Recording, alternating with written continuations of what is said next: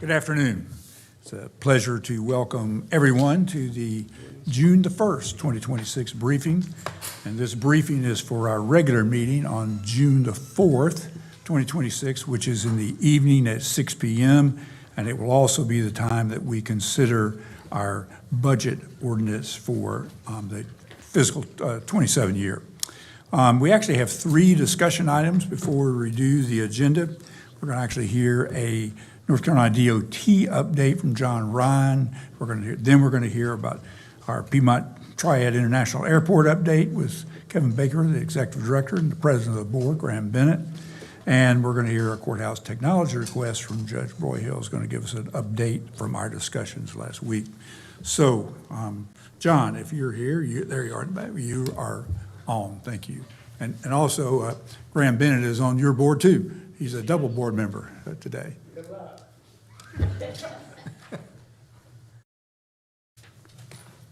Glad to be here. Thank you all for inviting us. I have with me Mazak Tucker. He's the Deputy Division Engineer. Kyle, I may need a... Is that it? Okay. There we go. All right, we'll get started. Respecting your time, I'm going to move through a couple of these pretty quick so we can cover the meat of the report regarding projects going on in Forsyth County. Overview of the department. We're going to talk about current projects. We're going to talk about upcoming projects. Talk a little bit about the process of future projects and how that works, and close with funding. As you may know, the state is divided into 14 divisions across North Carolina. Each one of those divisions is approximately 5,000 miles of roadway. Forsyth County is located in Division 9, along with Stokes, Davison, and Rowan counties. I won't bore you with the facts about Forsyth County. You probably know those better than I do. But there's roughly 5,000 miles in Division 9. Forsyth County is the major population center of the division, around 400,000 folks living here, around 1,200 road miles, 634 bridges. The division is broken into 3 groups. We have a project development group that scopes and develops projects, lets those to contract. We have a construction group that manages those contracts and bring those projects to fruition, manages inspection, quality control, and documentation. And then once everything is complete, those projects are handed over to our maintenance and operations group. We'll jump into current projects real quick. I'm going to let Mazak cover these. So, as John said, my name is Mazak Tucker. I'm the Deputy Division Engineer in Division 9. Just a little bit about Division 9 and our construction program. Typically, on any given day, we have about 45 to 50 construction projects going on throughout the division, which encompasses our 5 counties here, to the tune of about $800 to $900 million worth of work going on. As you can see on the screen, one of the major areas of focus of the department, especially in Division 9, is the Northern Beltway. For most of you, you probably know that we've completed a good portion of the eastern section. We wrapped up the EB section, which is on the northern end of the Beltway where it ties into 52. We finished that and completed and delivered it back late summer of last year. We're currently working on projects AA and AB, U-2579 AA and AB. They are on the eastern side, making the connection to I-40 and US 311. Those projects are currently under construction. And I'll go into a little bit more detail on those in a couple of future slides. And then, you know, looking into the future, we're in a push to get all the Western Beltway segments at least committed in the first 5 years of the STIP. This is just a picture of the EB section that was delivered late last year, looking towards Winston, I guess south. Next slide here. This is a aerial view of the current 2 sections, AA and AB, that ties into I-40 and US 311. The AA portion, which is the section that ties into 311, currently the progress on that project is about 92% complete. The completion date on the slide it says March 2027. However, those contract dates include a 6-month vegetation establishment period, which you can back 6 months off of that for the actual opening and functionality of the interchange. So we're looking at about late fall this year, having AA completed and tied in, as well as AB. They're both in, 90+% complete. Those projects are going really, really well, and both of them will be delivered ahead of schedule. The next project I'll give you a quick update on is the R2577A, which is the US 158 out towards Walkertown. That segment extends from US 421 to Blues Creek Road. It was let May of '24. We're about 37% complete.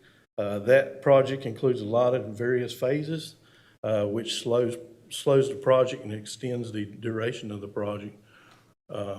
It's on schedule, however, it does have a long duration due to that phasing, so we're looking at March 2029 for a completion date on it. There's just some photos of the construction going on out there in a map showing you kind of where the project limits run. Next one is NC 66 Old Hollow Road, which runs from Harley Drive to US 158, intersects the previous project I just talked about at the intersection there in Walkertown. That project was let January of 2024. Progress there, we're about 45% complete. Looking at April 2027 completion date there.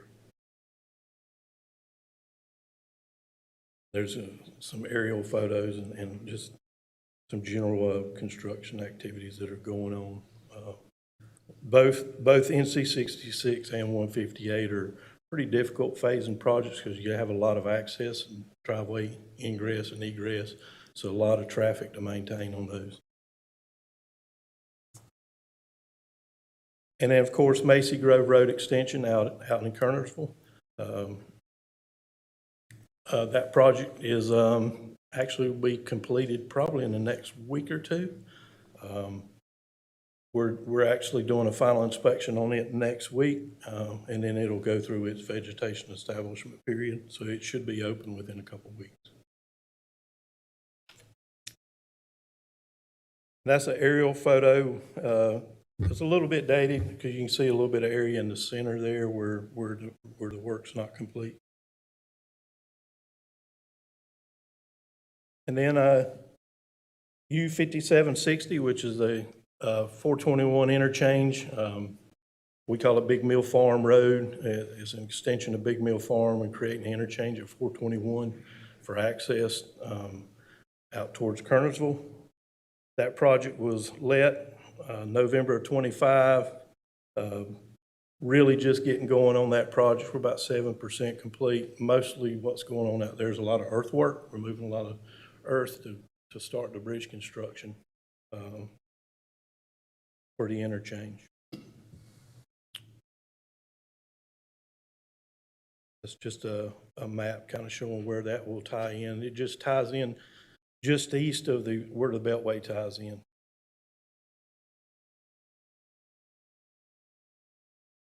In addition to some of our major TIP projects, as you all are well aware, we do have a pavement preservation program where we do a lot of resurfacing across the division of roadways, secondary roads, as well as some AST treatment on especially the lower volume routes.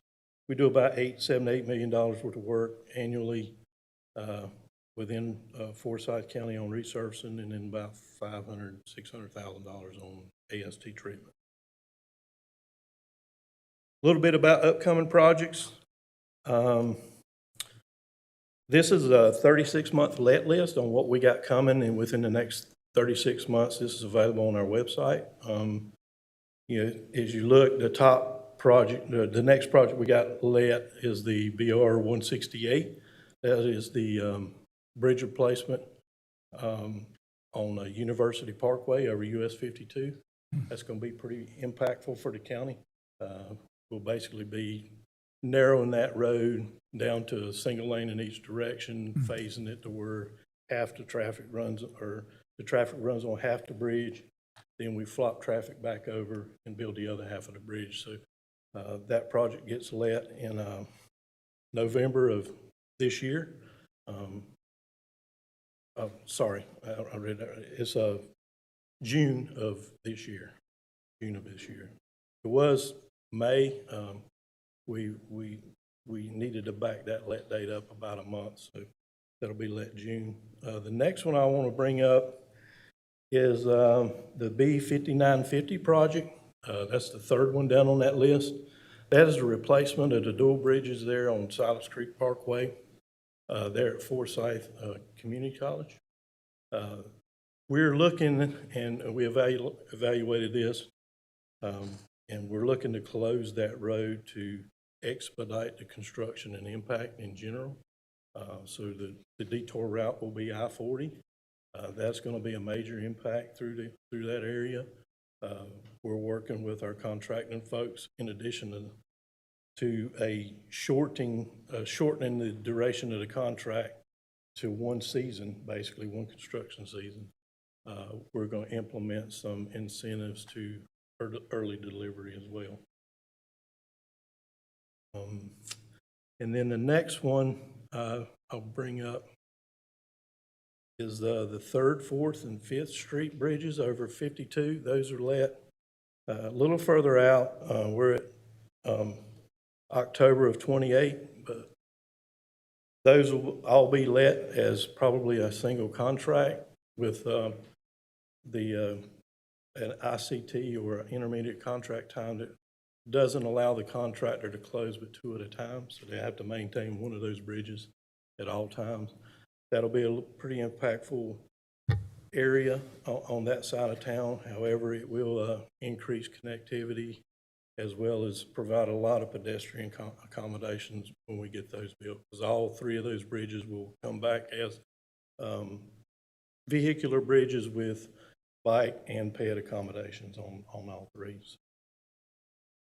With that, I'll turn it back over to John. That's just a depiction of the University Parkway Bridge on how the final pattern will be on that. And he'll talk a little bit more about how we prioritize projects. We'll talk real briefly about project prioritization. There are 37 planning organizations across the state that the department partners with. Commissioner Besney is part of some of that work. With the Winston-Salem Transportation Planning Organization, we meet monthly to develop projects and put them in the queue for consideration into the TIP. That's a 2-year cycle between the time that we pick projects and put them in the list. They go through a prioritization or scoring process, and those projects come back and are presented to the local planning organizations to make comments and then ultimately assign local points to it. So part of that process is qualitative and part of it is quantity there. Here's the process that we go through. We have the call for projects. The local MPOs, planning organizations, submit those online for consideration. The department's spot group in Raleigh goes through and gathers all the data that goes into those projects for scoring. They present that data back. That data was just emailed. The scores were just emailed out Friday. Matter of fact, and shared with the MPOs. Our next MPO meeting will review all those, and the MPO folks will assign points to those. Final selection will be made in 2027 when the Board of Transportation votes on that. But initial read is we've got several projects that will either receive funding for engineering or construction coming up. There were 7 in Division 9 that were selected on the statewide tier. So we're looking forward to those. 3 of those were the next several sections of the Beltway on the western side there. There's the timeline of that process. You can see that 2-year process there. The little red box there is May here when the state mobility reports came out. That was last Friday. And then we'll move into the next two phases, which is the regional and the division needs. Regional being your primary roads, 158, 66, roads of that nature. And then the division needs are your local intersection type projects.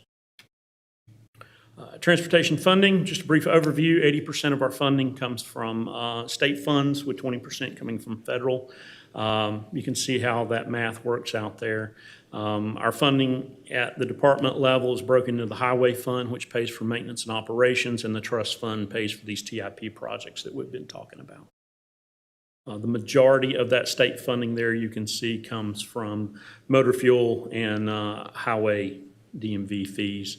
The 12% general fund there, that is actually tax revenue out of what I call the O'Reilly's and advanced auto parts tax. When you go in there and you buy oil filters, tires, things of that nature, we now receive some of that tax into the highway fund. Be happy to answer any questions. Any questions for either John or Messick? Thank you. Really appreciate you coming and giving us the update. Absolutely, happy to.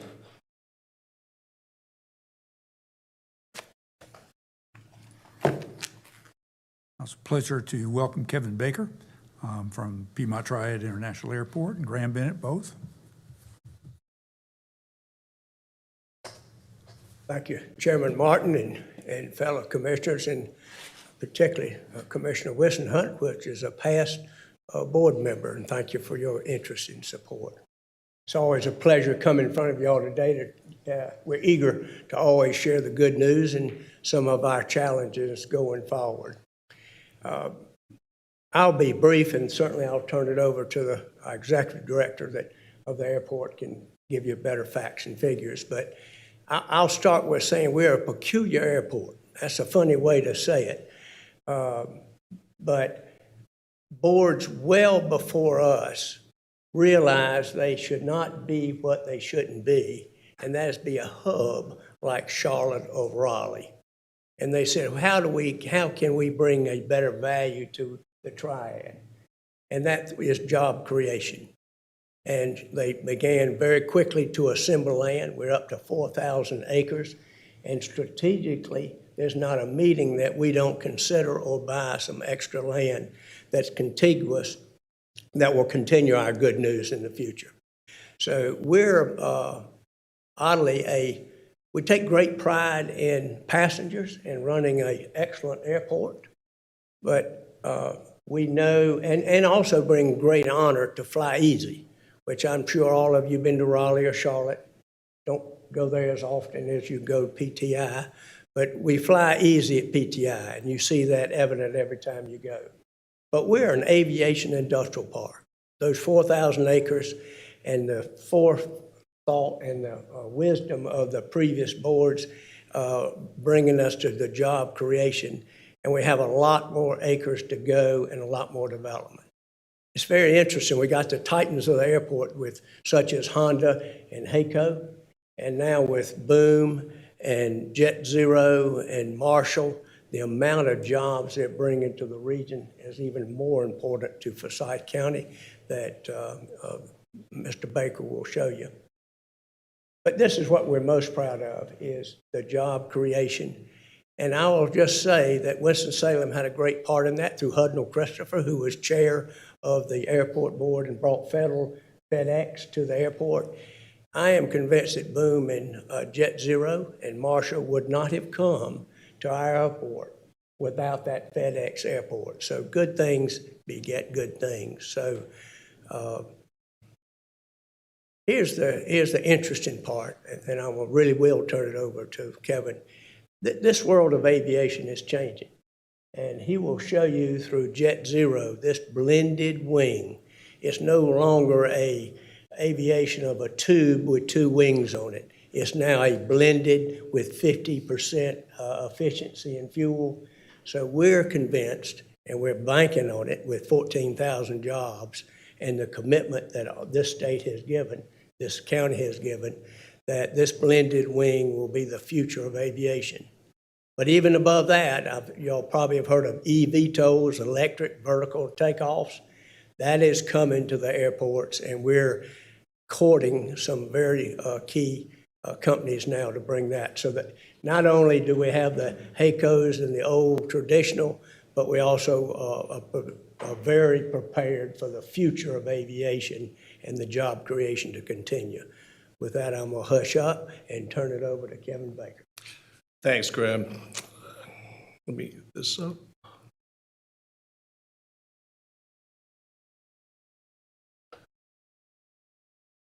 There we go. Mr. Chairman, Commissioners, as Graham said, I would start actually with this point about Hudnall and about the fact that if we did not have that runway, that new runway, well, it was new in 2009. Without that, you don't have the land to do any of the projects that you're hearing that we're into right now and that we will be into going forward in the future. So just absolutely critical that happened. Graham mentioned our focus. Really, we have a two focused mission. One is the passenger experience. We want it to be the best experience that it can be for you when you fly through and anybody else who uses the airport. What does that mean? It means that we can't control. Nito Cobain once told me, he said, "Kevin, I don't envy you your position." And I said, "Well, why is that, Nito?" He used to be on our board as well with Commissioner Wisenhunt. And he said, "You can't control the end quality, quantity, or cost of the product that your facility provides, yet you're going to get blamed for all three of them." Best piece of advice I ever got from anyone, I think. But what we can control is that experience. We can make sure that it's easy. We can make sure that you feel safe. We can make sure that things are clean, the bathrooms are clean, that lighting is good, all of those kinds of things, and that's what we really do focus on. On that passenger side, it's really, really important. Plus, the other thing, there's somebody, one of you and probably multiple people that are sitting behind me that have some city that you want direct service to. And if I opened that up, we'd hear 20 different cities, and folks would say, why can't I get a direct flight to Boston? Why can't I get one to Houston? You name it. Again, we don't make those choices. The airlines decide where they're going to fly. We market them constantly. We're always out there telling them of the attributes of the community, of the demands for flying in the community so that they understand that, and we're being very vocal with it. But they have a limited number of pieces of equipment and folks to operate that equipment, and they're going to make choices based upon nationwide and worldwide demographics with the airlines. So again, that's a really important part, but probably 80% of my days are spent on number two here, which is being a place of aerospace economic development. So, don't think about this airport like every other airport. It's a place of transportation, yes, but it's also very much a place of employment. In 2011, there were roughly 3,000 people working on the airport. Today, that number's 10,000. So in the last 15 years, it's tripled in terms of folks working there. And average salaries, as you'll see here, considerably higher than average household income. So just to quickly explain a little bit about the authority, you, of course, appoint Mr. Bennett. The Guilford County Commissioners appoint 3 members. The 3 cities all appoint 1 member. So that's how you get our board. Very professional board. This board has always been, acts pretty much like the board of a small business, really efficient, makes decisions quickly, and allows us to be very, very nimble. Just some facts now about that passenger experience. There's 5 airlines that are serving the airport right now. They serve 14 cities directly, so you have a single flight to get to them, in other words. There's 250 cities in the world, really, though, that you can get to on 2 flights with 1 stop somewhere. And the reason for that is that we've got really good connectivity to a lot of the big hubs. You can get from here to Atlanta 7 or 8 times a day. You can get from here to Charlotte 7 or 8 times a day. Philly, New York, Chicago, Dallas. When you get to all of those airports, you can get anywhere in the world. Think about how big those airports are and the connections you can get. The easiness of it can't be overstated, right? I mean, it's just so simple compared to anywhere else in our region, for sure. And that's something that we latch onto and focus on and try to make it easier all the time.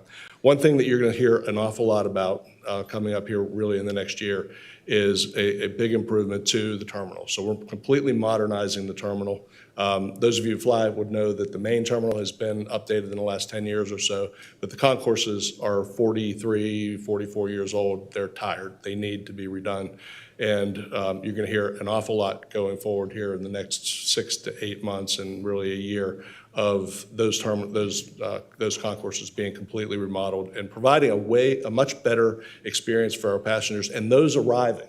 So you think about the folks who are coming in from somewhere else. We want to have them land here and say, wow, I've arrived at a place of excellence in the aerospace industry and all the other things that we're so good at here in the region. On the economic development side, I mentioned already there's 10,000 people working just on the airport. That's not the indirect employment. The indirect being folks like lawyers and engineers and all auditors, et cetera, who don't work on the airport, but they serve the airport and the customers that we have on the airport, the tenants that we have. That leads to $10 billion in economic impact to the state each year. Not Kevin's numbers. These numbers come from NCDOT. So, I mean, by the way, they study every one of the airports in the state. Smith Reynolds also does very well in that analysis. You're all probably pretty aware of that. But the average salary in the airport, you see, let's just call it $90,000. Average household income within 45 miles of the airport is roughly $55,000. So you're talking about a lot of jobs, and you're talking about really good jobs. So you can see fifth largest employer in the Triad. That would be in accordance with the Triad Business Journal. If you look where they list it, we're cheating a little bit, right? Because we're aggregating all the companies that are on the airport. But nonetheless, it's a center for employment and it's important. Of those 10,000, 2,000 of them live in Forsyth County. We haven't restudied this in probably 4 or 5 years.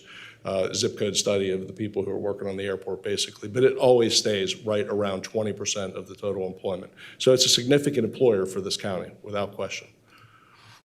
And then just to show you a little bit, any political body loves for people to show up and say, we're not here to ask for money, and we're not.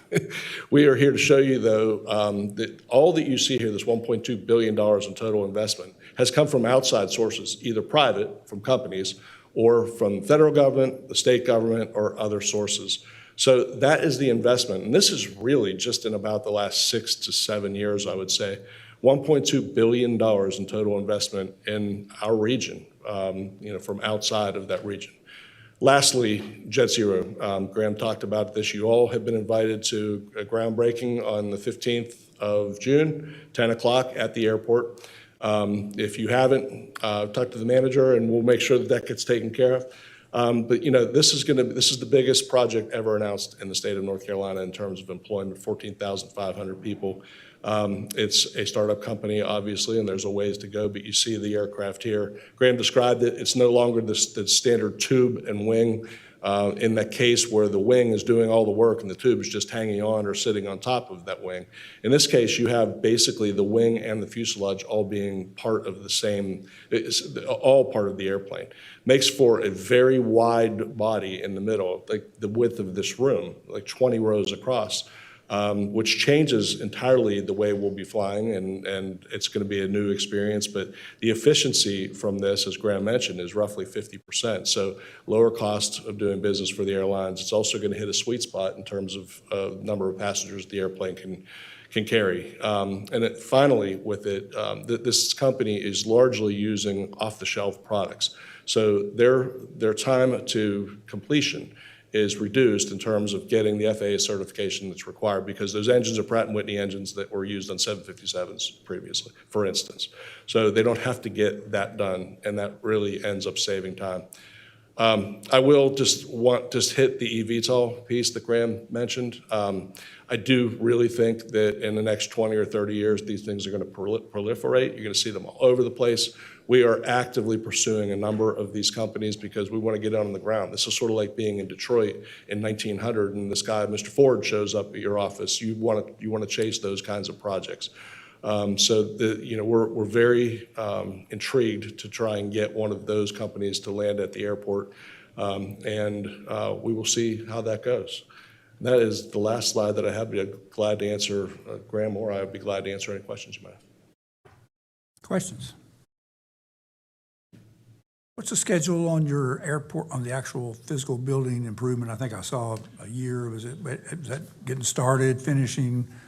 Where is that? Yeah, Mr. Chairman, so we'll probably start what we refer to as enabling projects.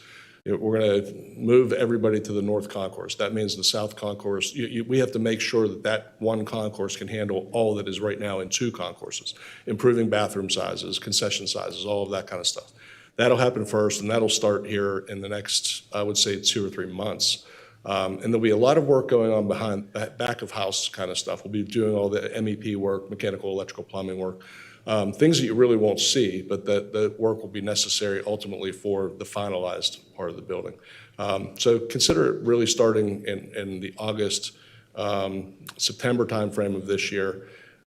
You'll see a lot more starting around this time next year, and then the project will take about 3 or 3.5 years in total because it has to be phased between two sides. Any other questions? Do I remember correctly that the name Jet Zero references a fuel efficiency improvement? Yes, that was the idea behind it. That's correct. And so what percentage are we looking at here with Yeah, so this design? the company claims that it's about 50% savings. And the main reason for that, if you think about it, you've got that much more surface area, providing that much more lift, right? So when you have that much more lift, you don't have to have as much power to push the aircraft forward to gain more lift. The difference from that would be a jet fighter, for instance, which, because it has to go very fast and be very nimble, it needs to have a wing surface that's a lot smaller and maneuverable, but that means it's going to have an awful lot of thrust. And so in this case, with the larger wing area, they're expecting a 50% reduction. And is there any impact on stability, flight stability from the design? Well, I am not an airplane designer, so I don't think I should answer that question. But I think, if anything, from our discussions with them, it's going to be a smoother ride, once again, because you've got a larger surface area. Now, what happens when you get into really bad winds, I don't know. I just can't answer that question. I'm sorry. Sorry, this is like asking me a technical question about. Mr. Chairman, if I may, I mentioned challenges, and it's, the employment needs and trained employment is going to be mighty big. You don't take on something 14,000 employees without a concerted community effort. We're blessed with Forsyth Community College, Greensboro, A&T, all the universities, state. So there's a concerted effort of all the players to be able to provide that trained employees. That's our biggest challenge as a community, to make sure that we have the right employees for that need. Mr. Chairman, I don't have any questions, but I do have a statement. When I had the pleasure of serving on your board, we had a director who was retiring, and so I was on the search committee, and we did a very thorough search. But as soon as Kevin was interviewed and left the room, we knew exactly who we needed. And till today, that's still one of the best votes I've ever made. Thank you. Thank you. It's good. Other questions? Thank both of you for being here. Thank you all. Very good. We are ready for the courthouse update. So invite our judges, Judge Broyhill and Superior. Good afternoon, everyone. If I may, just make sure I have the matters to reference. Good morning, or good afternoon, everyone. Penn Broyhill, I'm a Superior Court judge here in Forsyth County, joined by our Chief District Court Judge, David Supprell, who will be able to answer any types of questions about district court. As you all know, back in 2023 in October, we had the excitement to open up a new courthouse that we moved from for the first time since 1974. When you walk in that building, we have advancements everywhere. Advancements in safety, advancements in movement, advancements all around. Except when you walk into a courtroom, the majority of our courtrooms have the exact same amount of technological advancement as they had in the year 1974. We do not have presentation materials. We do not have those opportunities. The majority of courtrooms still have that. I've submitted proposals before to you all, and I know that I've had the opportunity to meet with you all, and I'm happy to answer any type of questions you all have. I understand that we have some questions, and we'll do our best to answer them. Thank you all so much. yeah, well, there are some questions. Yes. And we have had one of our staff members has had a lot of conversations with AOC. And I think we sort of get it that apparently AOC did invest in X number of startup units, And as I understand it, there's sort of two versions of the CRAVE system, they call it the 1.0 and 2.0. Yes. And so the 1.0 is in the first round, and that's what kind of everybody got. And in fact, no one has the 2.0 part. But the AOC folks said that because of problems in other areas with the ancillary software that goes with it, they had to get other vendors to tie into the CRAVE system. And quite frankly, all that communication has not always gone well, working with other pieces of hardware that joins and ties into that software package. I guess it's probably software miscommunication, but it's another company involved in there. So I think the 2.0 is probably the one to certainly try as to move. And they said they would certainly recommend that for anything that they purchase in the future. I think the question gets into, I don't think any of us understand well, what you have, and we have sort of verified, you have 6 of the CRAVE systems. Yes. 2 of them, as I understand it, are installed. No. Currently, there are 6 CRAVE systems we have, and all of them are installed in courtrooms. And I provided, and I'm happy to put, yes, I may. Let's see here.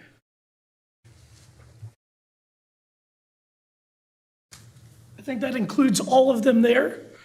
There in bold are every courtroom that we have here in Forsyth County. Each day, almost every one of these courtrooms are in use. The ones in bold are the ones that currently have what I will call the CRAVE 1.0 system. CRAVE 1.0 essentially allows there to be remote testimony or individuals to be brought into the courtroom from somewhere else. That is vital because in criminal cases, a lot of times you have experts testifying, whether they be experts that work for the state and the state crime labs that aren't based here in Winston, doctors, or even some types of remote witnesses that are out of state. And parties can work together to allow them to testify remotely. One, this is an access to justice, but also it saves a lot of money because currently to bring them in, you have to pay the travel cost to bring an individual into a courtroom. And so in criminal courtrooms, that's important. Judge Suprell can touch on this more. In juvenile courtrooms, CRAVE is used a lot, CRAVE 1.0. In Forsyth County, we do not have a juvenile detention facility. That means that currently, if a juvenile needs to be in a courtroom, they would have to get put in a car with at least 2 detention officers and driven from wherever they are, whether it be Alexander County, again, I can't remember where all the facilities are, but places like that, and brought physically into the courtroom. For a lot of matters, they can just be put on the screen, advised to their rights, appointed an attorney, things like that, in a 2-minute hearing instead of hours and hours of time transporting. But right now, there are 6 courtrooms that have CRAVE 1.0 installed. I do know that there's one more CRAVE system that is not installed, but it is a portable CRAVE system that is not like what we have in the courtrooms. It's essentially a rolling cart that we would love to see utilized better, maybe with the jail or somewhere like that, so that the jail is not having to transport people through the tunnel, which is a safety risk and also cost. But the only system we know that is not in use is the one that is a mobile unit and not the full unit. Those 6 are all installed in courtrooms currently. Okay. There are 2 of the CRAVE systems, and you can identify which ones that you want moved, as I understand it. Which are those 2? First is in courtroom 307. That's a superior courtroom that is used for probation and then criminal overflow of criminal admin. Probation court, you have a probation officer that is reporting on what the defendant either has or has not done. And then the criminal administration is where pleas are handled, issues with counsel, smaller motions are handled. There, you're not bringing witnesses in. That is the one courtroom we're requesting it to be moved out of into one of the district court courtrooms, which I have notated here, which is in italicized, but you can't see well. But we would move one into 308, and then one would be moved into 207, which are both district court courtrooms. The other courtroom we are proposing moving it out of would be in our courtroom 301. where Crave 1.0 is used regularly. It's our civil courtroom, and witnesses testify, especially experts, a lot.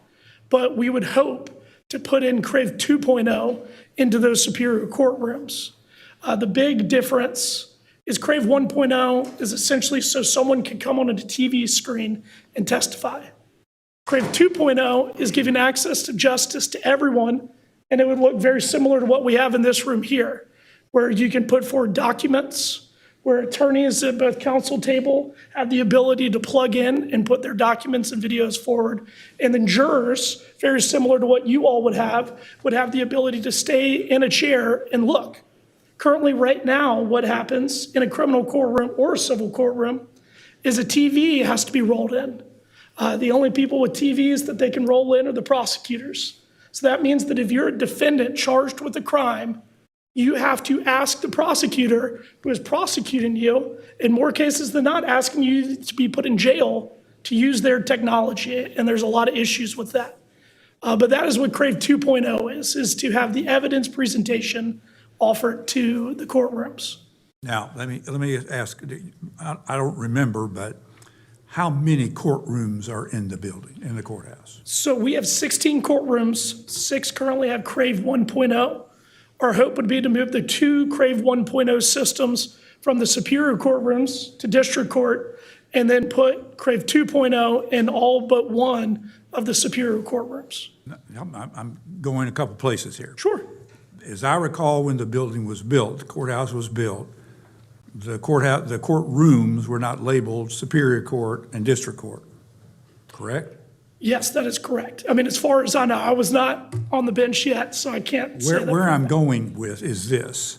If you want, why can't you just switch the courtrooms instead of moving the equipment? It costs $142,000 to move the 2 systems.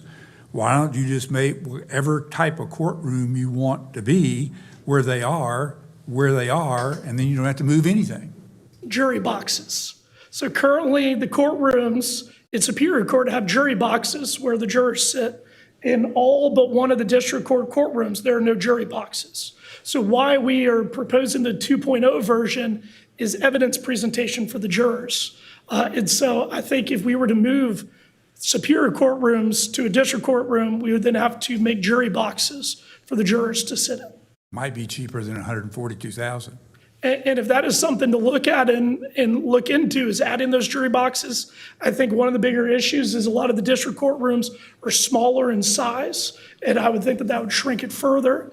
But if that is a possibility, I think myself, Judge Suprell, the rest of the courthouse community is open to any type of solution.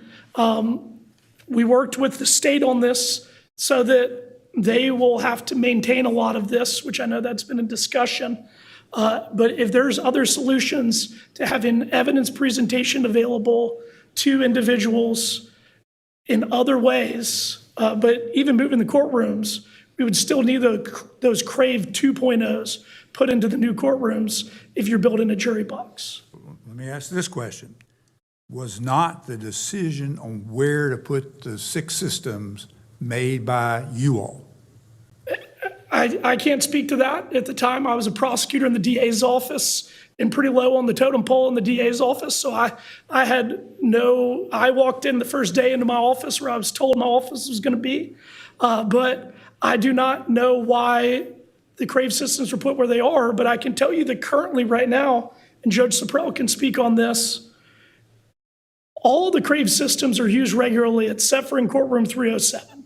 307 is the courtroom that Crave 1.0 is not being used regularly because that is a courtroom that has no need for it in terms of out-of-state witnesses. They're not witnesses often in courtroom 307. Our main trial courtrooms are 301 for civil, 302 for civil, and then criminal in 303 and 304, which are all on the same hallway and all have access to the jury rooms because they're jury courtrooms. In terms of district court, the Crave systems are all used regularly. I think the one that probably the most issue is in 102 of not getting used, but that's because I think the hope was to be able to play videos because courtroom 102 is the general traffic court courtroom The biggest thing that happens there are driving while impaired cases, DWIs. And in those cases, there's almost always a video because our officers all have body-worn cameras. The hope was to be able to play those videos through the Crave 1.0 system, but it's not made for that. It's not made for evidence presentation. And there is a lag in the voice and the talking with the video. And I'll let Judge Suprell speak to this, but it caused a major issue of not being able to play videos on that. But I'll let him speak to that. Yeah, that's correct. We cannot, and good afternoon, everybody. We're not able to play the videos on the Crave system in traffic court, so it has limited its functionality in traffic court, but it is still used. And at this point, it's most often used for the out-of-state analysts that need to testify. They're not playing any videos or presenting the evidence, but especially if it's a Western Lab analyst, you're looking at a 3-hour drive to come to North Carolina, to Forsyth County, and sit and testify. So we're using them for that. There are times where there are litigants that cannot, for whatever reason, be in court. We've used it for disability access issues, people that are either hard of hearing or deaf. It is hard to get a deaf translator always to come to court. With the Crave system, it has the closed captioning, so the person is able to read what is being said and court can still proceed. I had an issue just this morning. I was in fact in traffic court this morning. We had an individual that needed an Arabic translator. We have the phone system in the courtroom, but nobody can hear it. He cannot hear what I'm saying to him, even though I was about ready to swallow the microphone and trying to make myself heard. The litigant wasn't heard. If we had a Crave system where an interpreter could appear on the Crave system, that could perhaps alleviate some of those issues. And in fairness, in traffic court, we're just now coming out of the transition to this all-online system, which has drastically impacted our efficiency in traffic court. So we're still kind of getting up to speed. I anticipate the Crave system to be used much more frequently in our criminal courts. The other courts, it is used on a daily basis. Juvenile court, our domestic violence protective order court, and our first appearance court, it is used on a daily basis. So I think the question for us, I mean, we're looking at ways to save money too. Mm-hmm. And I may be thinking, is there a possibility that you have, instead of having every court, it doesn't sound like, and you can comment on this, that every courtroom needs a Crave system. I can speak to that. I think in a perfect world, every courtroom would have a Crave system, but our proposal does not put a Crave system in every courtroom. In Superior Court, one of our courtrooms, 307, would not have either Crave 1.0 if it's allowed to be moved, or 2.0, because the use of that courtroom is not where it's needed. If you look on the screen, and also there should be packets up there, I have written, courtroom 201 would not have a Crave system. That is our general courtroom for criminal cases. Our hope is, and the state has given us for free, large flat screen TVs for that courtroom that they'll be able to play videos if needed on. If you walk down courtroom 204, another district court courtroom with 10-day return hearings would not have a Crave system. Again, if it's needed, we would have the TVs to go in. Those would not have them, as well as courtroom 307, which again, we'd be moving, hopefully, in our proposal, Crave 1.0 out of into a district court courtroom, because we are trying our best, understanding the constraints you all are under and the amount of work you all are having to do with this budget, to bring this down to that level. I think in a perfect world, every courtroom looking to the future would have Crave 2.0 because we would look at growth, but I understand that that's not a reality, and we've tried very hard within this to look at what these courtrooms are being used for, how we can move things around, how we can maximize the ability to bring equal access to everyone, while making the courthouse more safe and saving money and transporting people. And if I may just add to that, while it certainly may be the case, certainly now, that not every courtroom needs a Crave system, but even if it's an intermittent need, it's not just as easy as moving into a courtroom that has it. For instance, when I was in traffic court today, if I needed a Crave set up, I can't move it into criminal court if criminal court is still going, and my clerks are criminal courts. I can't take them to a civil court. They don't have access. The systems are different. The clerks are trained differently. The capabilities of the courtroom can be different. You're talking about moving a whole lot of personnel. You got people in holding cells that are specifically for one courtroom. You talk about trying to move them to a different part of the courtroom. Moving courtrooms is not as simple as just a few folks picking up and going to another courtroom and starting there. There's a lot of other moving pieces to that make that a lot more difficult. And it's also unpredictable as to what courtrooms are going to be available if I needed the Crave system. You just can't judge how long docket's going to take on a day-to-day basis. That's helpful. But just back to the issue on maybe we really should take a look at building a jury box and see what that is. I think someone explained to us that the reason the cost is so expensive is that every bit of the wiring has to be replaced when they're moved. Because apparently that's some problem. Don't ask me, but I think it was something like that. And that's why it was so, quite frankly, the movement appears to be more expensive almost than, I can't tell exactly, than the system itself to start with. It's kind of like once it's installed, it is really expensive to move. That's the second most expensive thing on there. So if there were a way to avoid that, that's a way to save some substantial money in this deal.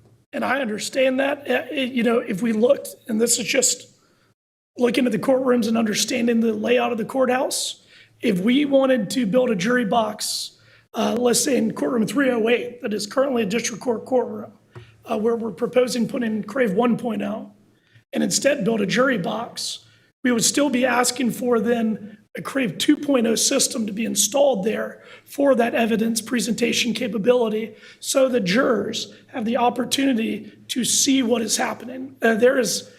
I don't think I've been in a county, I've been to, I think, 21 courthouses in my role as a Superior Court judge now, that I don't think I've been in a trial yet that has not put forward some type of video in a criminal trial. Because almost every officer now has a body-worn camera. Every standby person has a cell phone camera. And I think we'd be happy to look into moving around courtrooms. That's the one that pops into my mind is courtroom 307 and 308, just switching sides, building a jury box into 308. But then you would face the need to put a Crave 2.0 system, in our view, into that courtroom, which that comes at a cost of $132,000 roughly to put one into there. And so if the commissioners look at it and you all think that it would be more cost effective to build that jury box in courtroom 308 and put in a new Crave 2.0 system in there and then moving district court into 307 and just switching those courtrooms, that is something we are welcome and happy to try if needed. How could it be any cheaper to do that? Because every jury needs a jury room, correct? Yes. Okay. And again, this is the hand you guys were dealt when the courthouse was built. And it sounds like some of the systems were not placed in the areas where they're needed. But if they're not placed in the areas where you say the need is desperate, just like in criminal court, then you have some serious due process issues, don't you? Constitutional issues. I think that is one of the biggest issues that we face in the Forsyth County Courthouse, is that if you come into a courtroom and you're accused of a crime, you do not have the ability to put on evidence in a way that almost every other county in this state has. You cannot put forward video unless the attorney brings in their own TV, which is pretty hard to do, and put that forward. You have to hope that the prosecutor is going to have a TV in the courtroom, and then hope that the judge orders that prosecutor to allow your attorney to take the prosecutor's computer, plug in, and put on their evidence, which causes a lot of issues because the prosecutor has their case notes and their evidence on that computer. Or what happens a lot of time is then the prosecutor is controlling the video. A great example I have of this is I was in High Point with about 3 weeks ago in a trial where an individual was accused of spitting on a police officer, which is a very serious crime. It's a felony. He claimed that he didn't mean to and was just saying the letter P and that maybe something had happened there. Well, the prosecutor played the video in the courtroom. The individual, from my watching, which they have large TV screens like this, and the judge has a viewer, watched the video. And after seeing that, I said, well, it does seem like he spit on that officer. You can see what it was. Well, the defense attorney and their evidence had the ability to come up to a stanchion like this and work on that video and show that it was only when he said the P word one time that caused that spittle to come out. And that jury found this individual not guilty. Now, this person in Forsyth County, with just the prosecutor playing that video, unless, again, the manipulation is able by a defense attorney on a computer on a system they don't know, could have been found guilty and he would have had a felony on his record. He could have faced jail time from myself. He could have been placed on probation for months and months and months. And instead, he was exonerated and was able to walk out of that courtroom that day after being in custody in this case. This is a due process issue and a right, fair access issue that we need here in Forsyth County. We really do have one of, if not the prettiest and nicest courthouses in the entire state. Again, I've been to 21 of them at this point. But we have the least amount of technology in almost any courtroom you walk in. And that is just a worry. I got two questions. Yes, sir. One is, in the case that you just described about the spitting issue, I'm a little hard-pressed why it is so difficult for a defense attorney to use a television set without going through the prosecutor, without going through the DA's office piece. I mean, why? There are all kinds of ways to show videos, to have the same video. Does not the defense attorney have the same video? He obviously saw it, or he couldn't have played that part and said, take a look at this in slow motion or whatever, or look at when the word he's saying. And is it, I mean, there are all kind of ways to take that and put it on a flash drive, put it in another, and I mean, you have just a dummy machine, there it is, and you're able to show a video. I'm having a hard time why all this permission needs to be granted when it looks to me like with a television set and some low-level technology, you could show any video you wanted to if you're a defense attorney.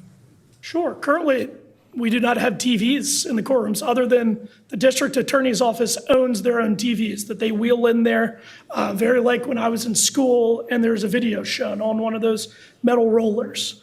And TVs are a lot cheaper than the Crave system. yes, and I understand that. So, and you just got, how many, 7 brand-new ones?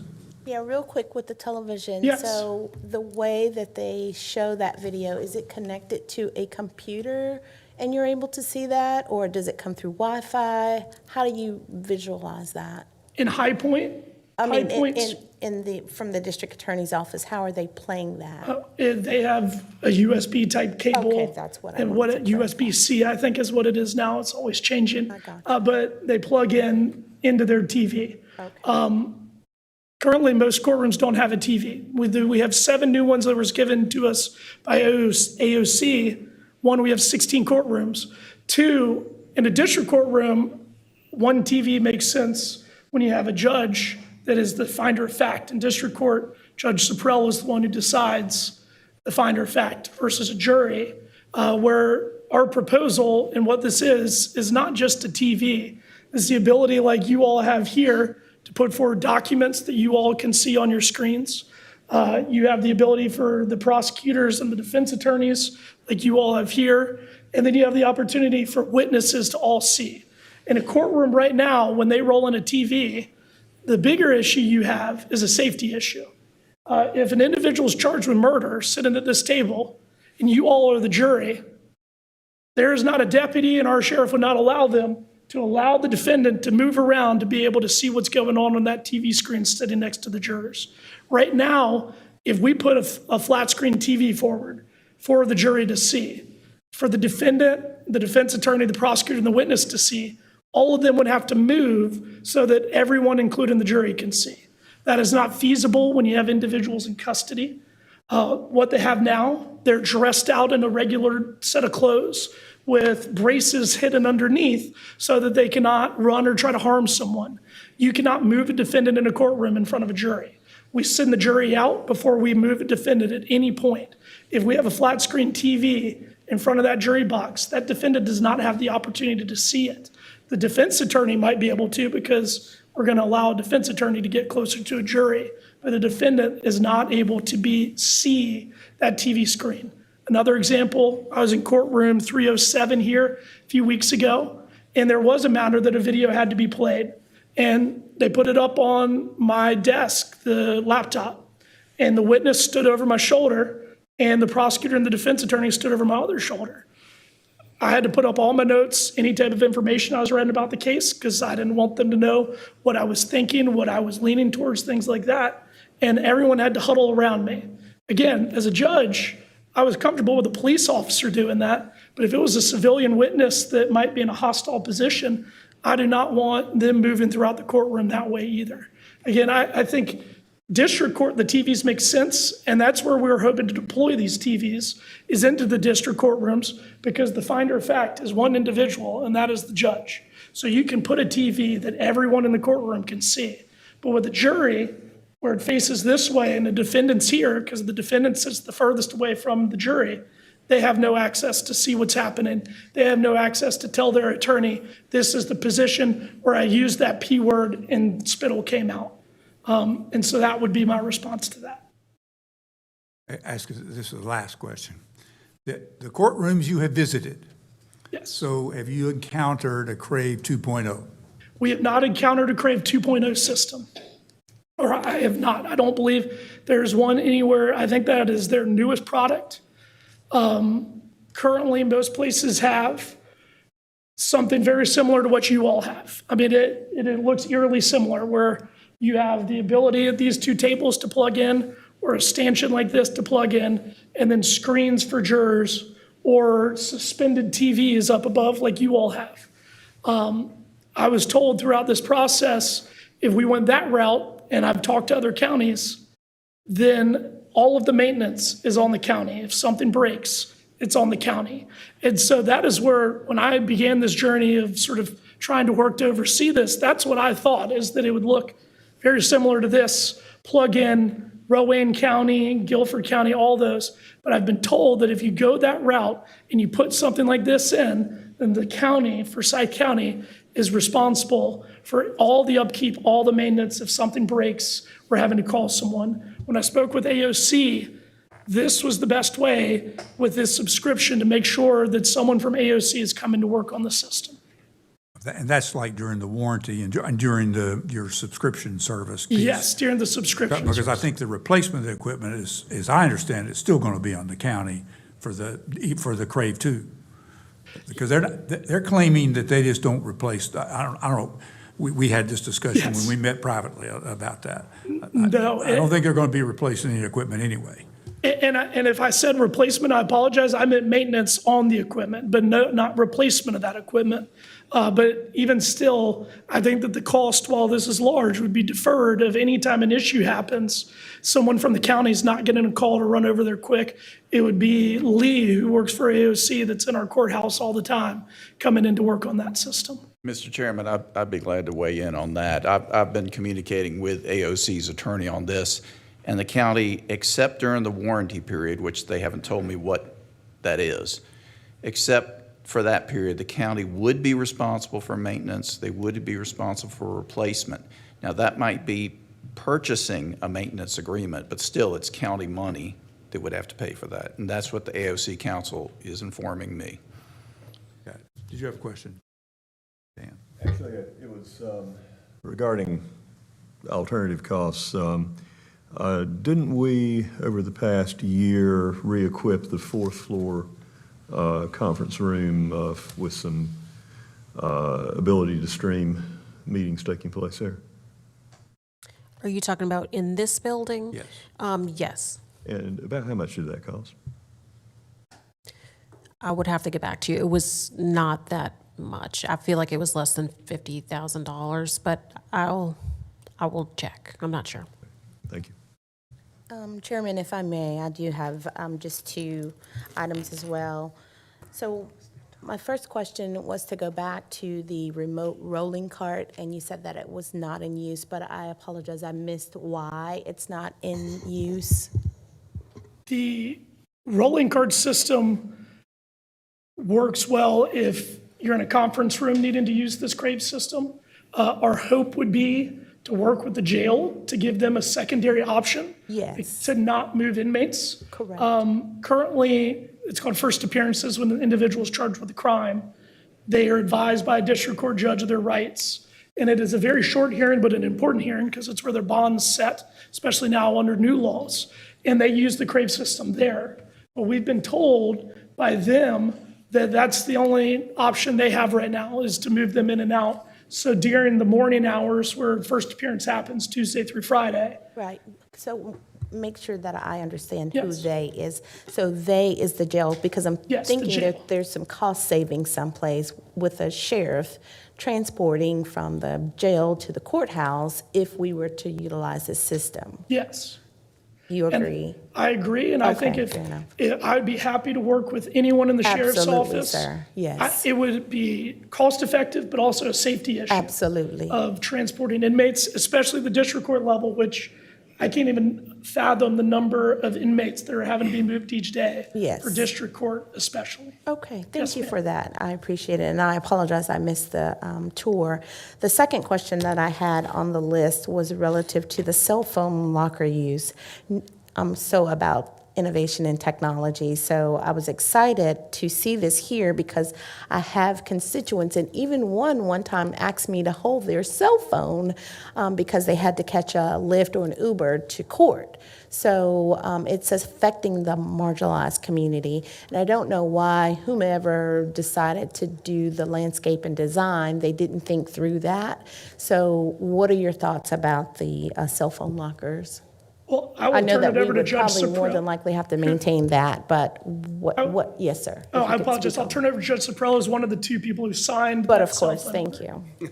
I think we're in kind of talks with the county already about looking at solutions to that accessibility issue, either lockers or I've heard of something called Faraday bags, and I'm not technically savvy myself, sir. but that's something that other counties use where the cell phone can be put in a bag. They can still have it, carry it with them, and when they need to use it, it can be opened by a courtroom deputy with a magnet or something. They can take it out, then they can use it. So they're carrying it with them. I'm not sure what's all involved in that cost-wise. I think the budget request from Judge Broyhill included $20,000 for the cell phone lockers. Yeah, I have a few constituents, again, from the marginalized community about the transportation, and then those individuals that had disabilities that couldn't hear or utilize their phones through the earpiece or something like that. So I just needed to have more information. So I'd like to see that transpire. In terms of getting lockers or Yes, getting? sir. Okay. Either I- way. We're definitely, I am all for having people be able to bring their cell phones in if they can be secured in some way. Yes, Because we sir. do have issues with safety and those kinds of things, people taking Understand. videos, taking pictures and those But of kinds of course, things. I But got- I I understand got it. putting them in the bush is not a viable solution. I agree. My daughter's diabetic, she's got to have her phone with her at all times, so I'm sensitive to that issue as well. We just got to figure out how that's going to Fair work enough. going forward. We're saying the same thing. Thank you. I appreciate that. And I would be remiss to not double back and comment on an earlier question that Judge Broyhill was talking about with regard to the use of the CRAVE systems for evidence. And he's correct, in district court, the TVs would suffice for most of the evidence, I think, that's presented in district court. Our issue is not so much the presentation of evidence, it's the remote access. And as you can see in the list of courtrooms that have CRAVE, our chambers courtrooms do not currently. And whether it's transferred from Superior Court, whether it's a new system, it certainly doesn't matter to us. We, more often than not, or it's coming up more frequently, I should say, we have out-of-state litigants. You're looking at, the chambers is where we hear our custody cases. And you've got a parent that's relocated to a different state. It is much easier for them to be able to participate remotely. You have children that sometimes want to testify, but obviously are intimidated in coming to a court. They can testify remotely. So the use of those is we're not talking about presentation of evidence, we're just talking about that remote access, because a lot of times those witnesses in those kind of cases can be out of state. We use them in juvenile court cases a lot of times for the foster parents and abuse neglect cases. They can sit in on the hearing. They're not presenting evidence. They just want to hear the progress of what's going on with the biological parents and so forth. So it's not so much a evidence-based issue. It's a remote access issue. And this proposal of building the jury box just came up, so I haven't looked into that. Does 307 have a jury box already? 307 does, 308 does So not. my only concern initially with moving what we do in 308, which includes our probable cause docket, into a courtroom that perhaps might be smaller in size because it already has a jury box. I mean, you're looking at probable cause dockets that get up and around 300. And so these courtrooms aren't anywhere big enough to house that many people anyway. And if we're moving into a smaller courtroom, that could be an issue with that. I don't think it's just, again, as easy as just putting a jury box in another courtroom if we've got to move. And we do child support court in there. Child support dockets can also get rather large. So just to keep that in mind. Mr. Wilson, did you want to say something earlier? Good. Oh, okay. I would like to say we've talked about this for several years. Whoever put this proposal together really put a lot of thought into it. We've always said, well, you know, that's something the states are supposed to do. If we didn't pick up things that the state's supposed to do, we could cut our tax rate sufficiently. I'm not saying I could support this complete ask, but I can support something to help you all. Thank you, Commissioner Wisenhunt, for that. I know we have worked very hard with this to bring forward what we need in the courthouse the best we can, while also understanding, as residents of Forsyth County, lifelong residents of Forsyth County, in my case, Judge Soprello, much of his life, understanding the importance of this budget and that monies are needed elsewhere as well. As those who've seen it go through each iteration, we have squeezed and squeezed as best as we can to try to make sure we have the needs met for the most important things at this time. So thank you. Let me say one thing. The funds that we're looking that could be used here are in our capital plan. And we have there's actually a kind of a cash flow issue of what certain things you can spend money on or not. So what I'm getting at is it would really help the county if this could be phased in like a couple years part. And we might be interested in your recommendation on a phasing project if we were able to get this down to say, because there's a $40,000 furniture item that obviously could probably be less or get by. Sure. And if you take the 900,000, leave off the annual, I realize annual costs will be recurring later, but, and on the capital side and cut it basically into half of that, if it were $450 a year, that just it's just a way to make it easier is what I'm getting at in terms of doing it. It ends up being a problem with some critical capital things that we need that actually involve the jail and its HVAC system. So some help on that would be great if you could do it. I think you've made I agree with Commissioner Wisenhunt that you've taken an open-minded approach to this, which has been good. You've been straight up about you don't know how it got like this, but it's like this, and now you're trying to fix it. And I think you've made excellent explanations on the why it is needed and helpful too. And even though I'm very hesitant to be the guinea pig on a system, the 2.0 system, to be the first one, because there will invariably be problems with the first installations and the first systems. It also seems ridiculous to put in the first system when there are other known problems with it. Anyway, I see. Just some comments. I think, gentlemen, you have clearly done a thoughtful job of working up a proposal, and you're doing an excellent job of explaining why there is a particular functionality that matches this part of the request. There's a different functionality that matches a different request. And I do not have the experience in these courtrooms to discuss possible alternatives in a way that is that has that familiarity with the specific environment you're working in. It's not a question of the merit of your request.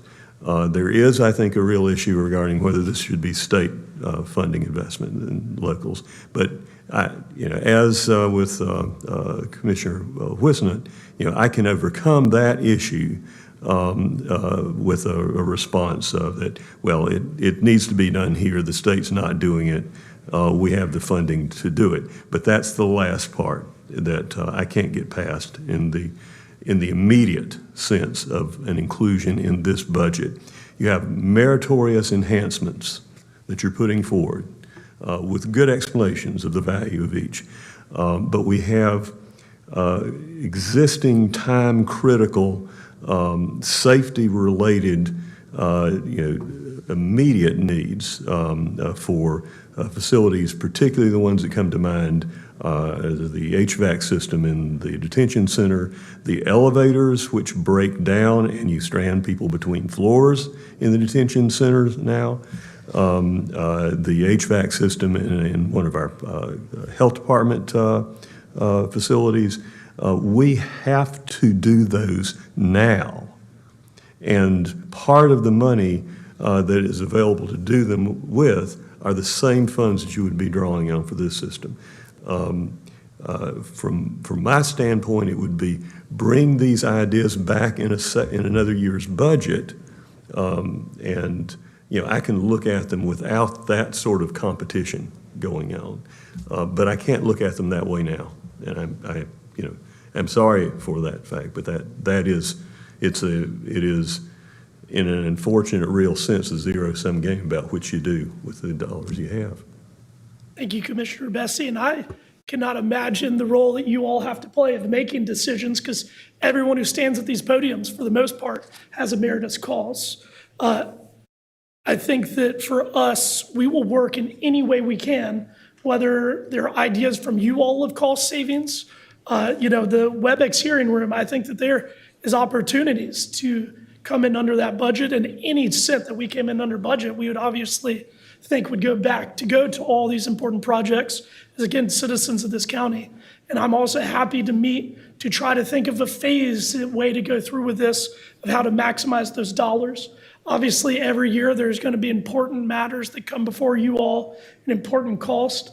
And unfortunately, with the way the world goes, every year things get more and more expensive as they go. But I am happy to meet with anyone, answer any question, and try to work this the best we can to make sure that everyone, when they step in a courtroom in Forsyth County, has equal access under the eyes of the law, which I worry we currently don't have. But I thank you all for your time. Happy to answer any other questions. Well, it's the dilemma of competing priorities, which we always have. But I think there is a priority here, again, with a major urban county that has a system that's inferior to the balance of the state, where if it goes unaddressed at some point, perhaps soon, an appellate court will have something to say about it.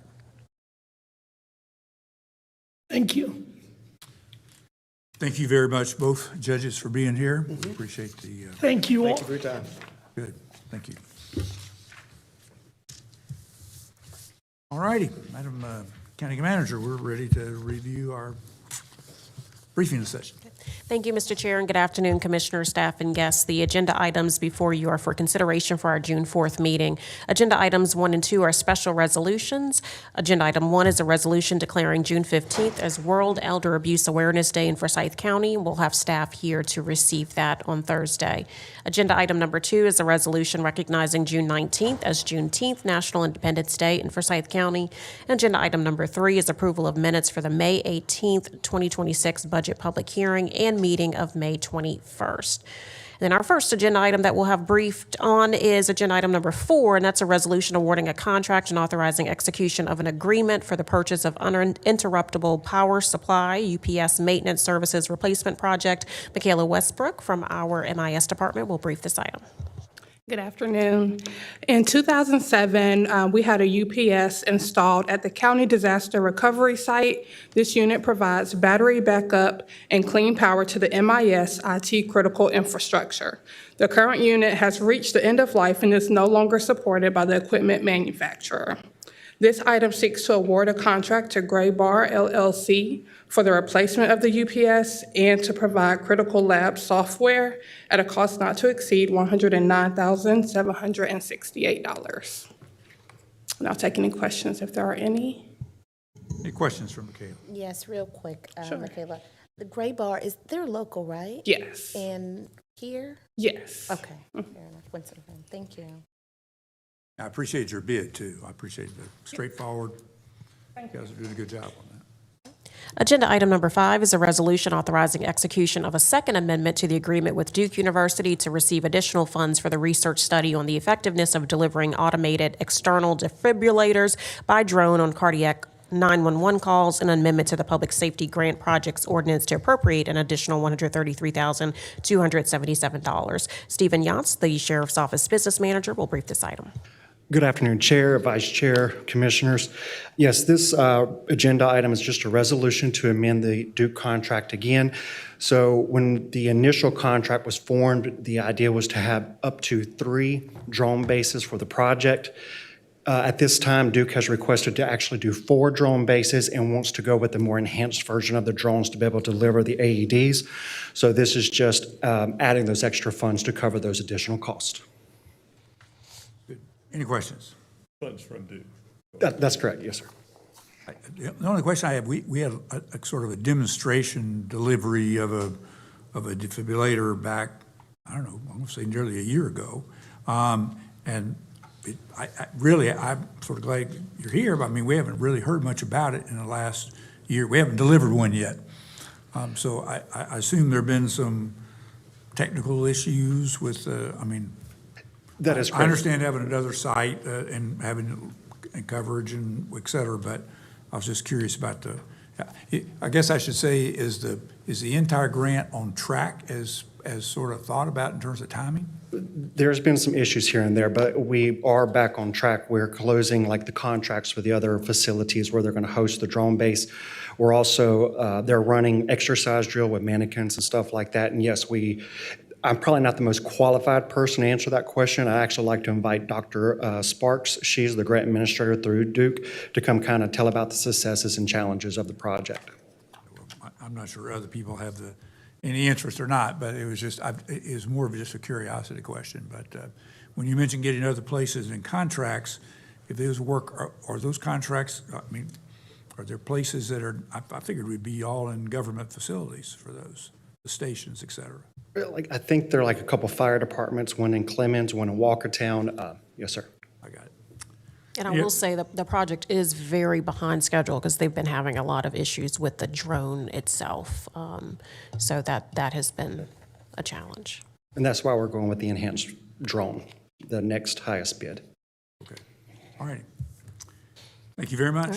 Agenda item number 9 is Stevens as well. It's a resolution awarding a contract to Aramark Correctional Services LLC for law enforcement detention center on-site food services. Yes, so as you already know from previous presentations, the inmate population at the detention center has been higher than we expected this year. So we did decide to issue a new request for proposals just to make sure we were getting the most competitive price in the market. 3 vendors did submit bids. Aramark was still the lowest bidder. In fact, their newest price per meal actually came in a couple cents lower than what the renewal amount was. So a little bit of savings there, but unfortunately, we're still seeing close to that same rate.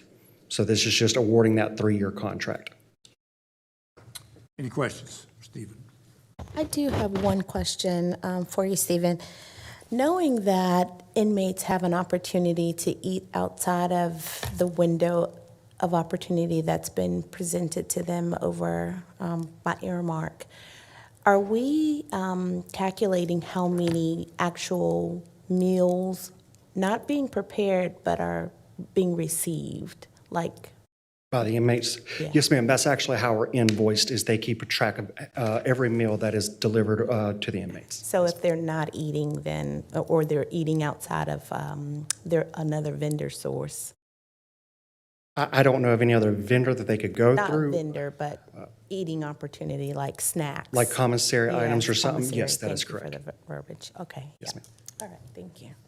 This is an interesting contract. I mentioned that to the county attorney.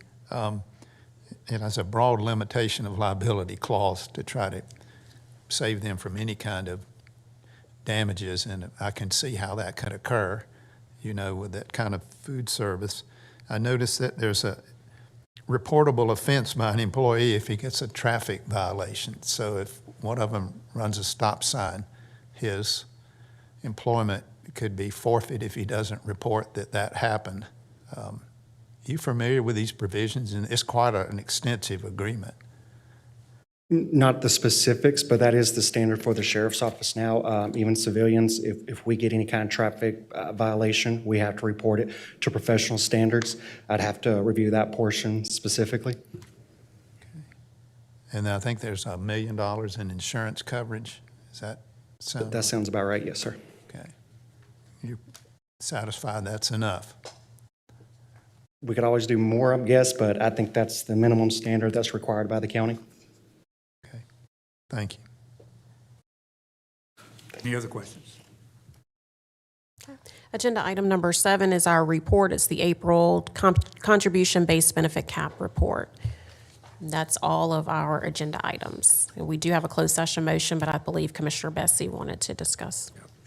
Yeah, go ahead. Well, I was just going to suggest we need, on Thursday, we're going to have our budget session to adopt our budget. And we talked about having various options that we would look at our last session.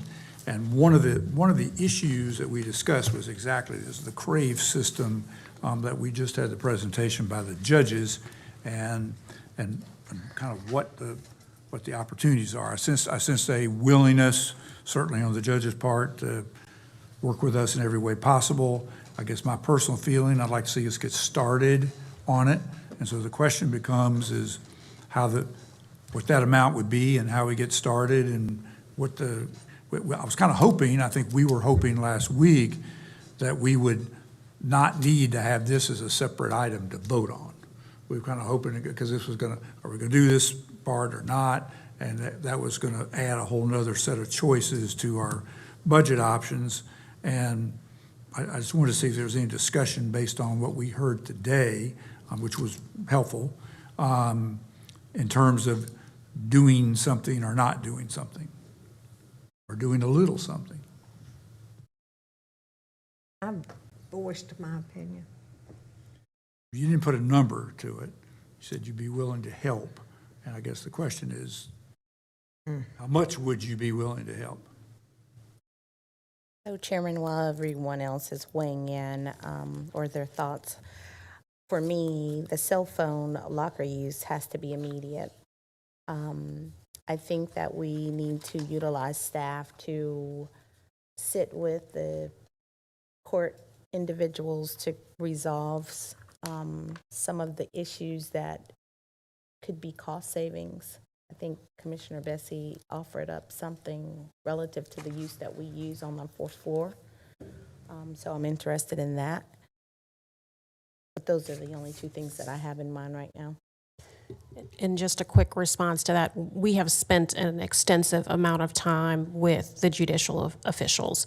For me, even if it's $2, what I'm going to need from the board is, what would you like us to not do in terms of the county's capital improvement projects?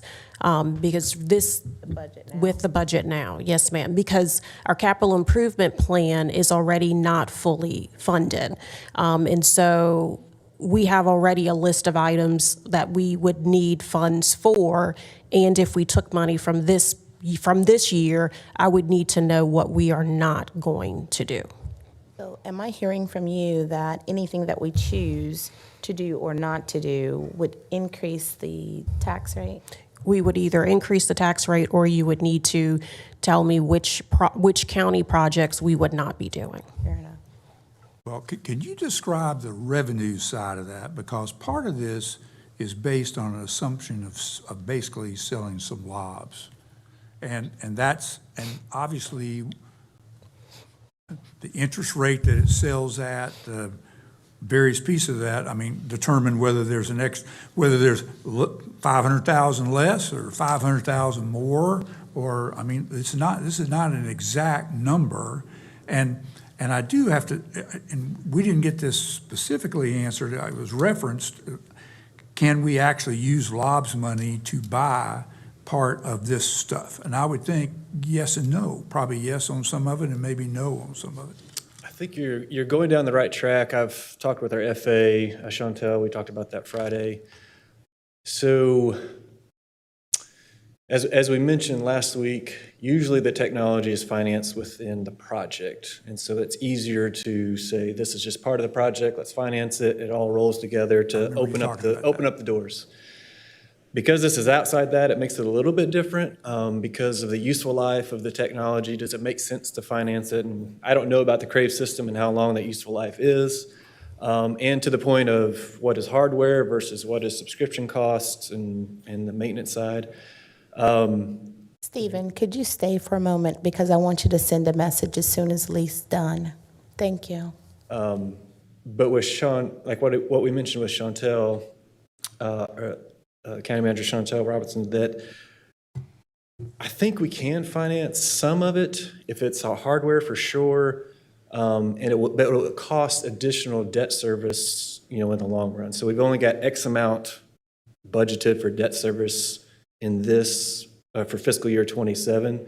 So depending on how much it is, I haven't seen the proposal, but depending on how much it is, that could impact the debt service amount. And we specifically talked about, I think we have $26.5 million in the CIP for limited obligation bonds or some type of installment financing agreement. If you expand it a little further, it just means more debt service costs in out years. So that would, again, just additional cost to your CIP, which is not fully funded. So I can't say for sure. I think there might be some flexibility, as we mentioned Friday, but I would need to see what's actually entailed into the proposal and how that could fit within the current year's budget of the CIP as far as debt service goes and that. I had a couple questions, not for Lee, but when he answers all of yours, I got some. All right, go ahead.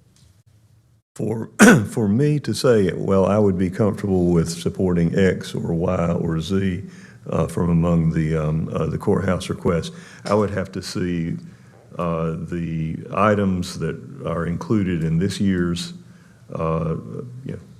CIP with their estimated costs in a priority ranking order, so that those that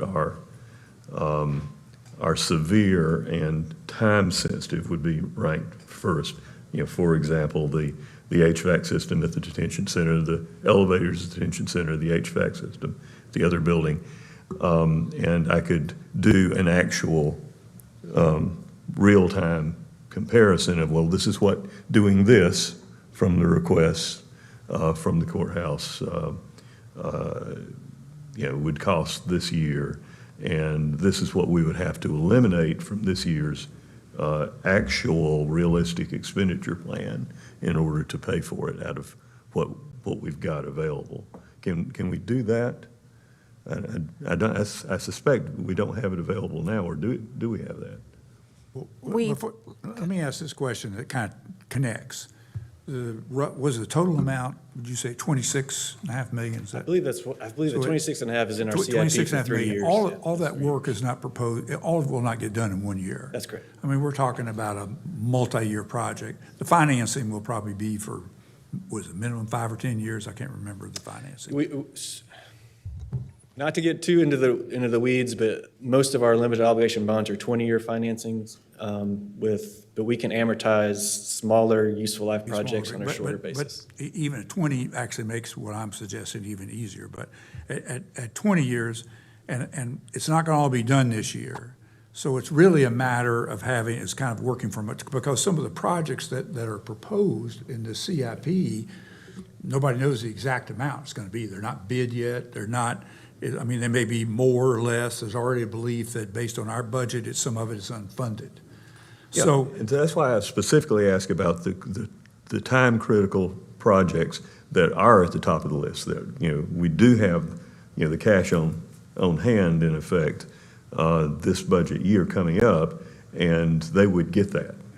And I recognize what you're saying. You've got a 3-year plan and not $26 million worth of money this year. Yeah, but it could be spent, we'll have the 26 million available to spend.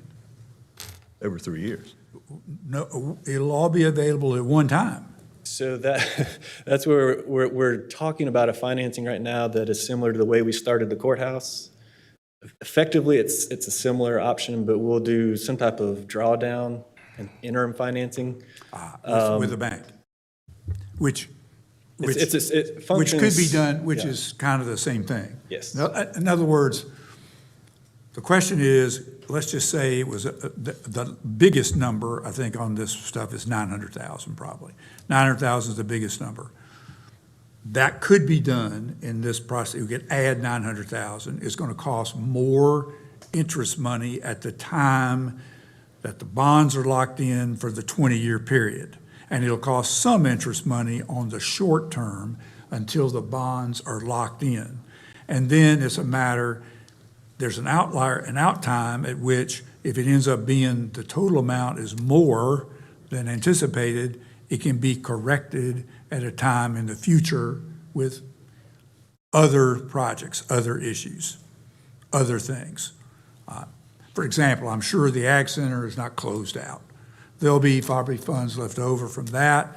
It goes into, it kind of reverts into the capital improvement plan.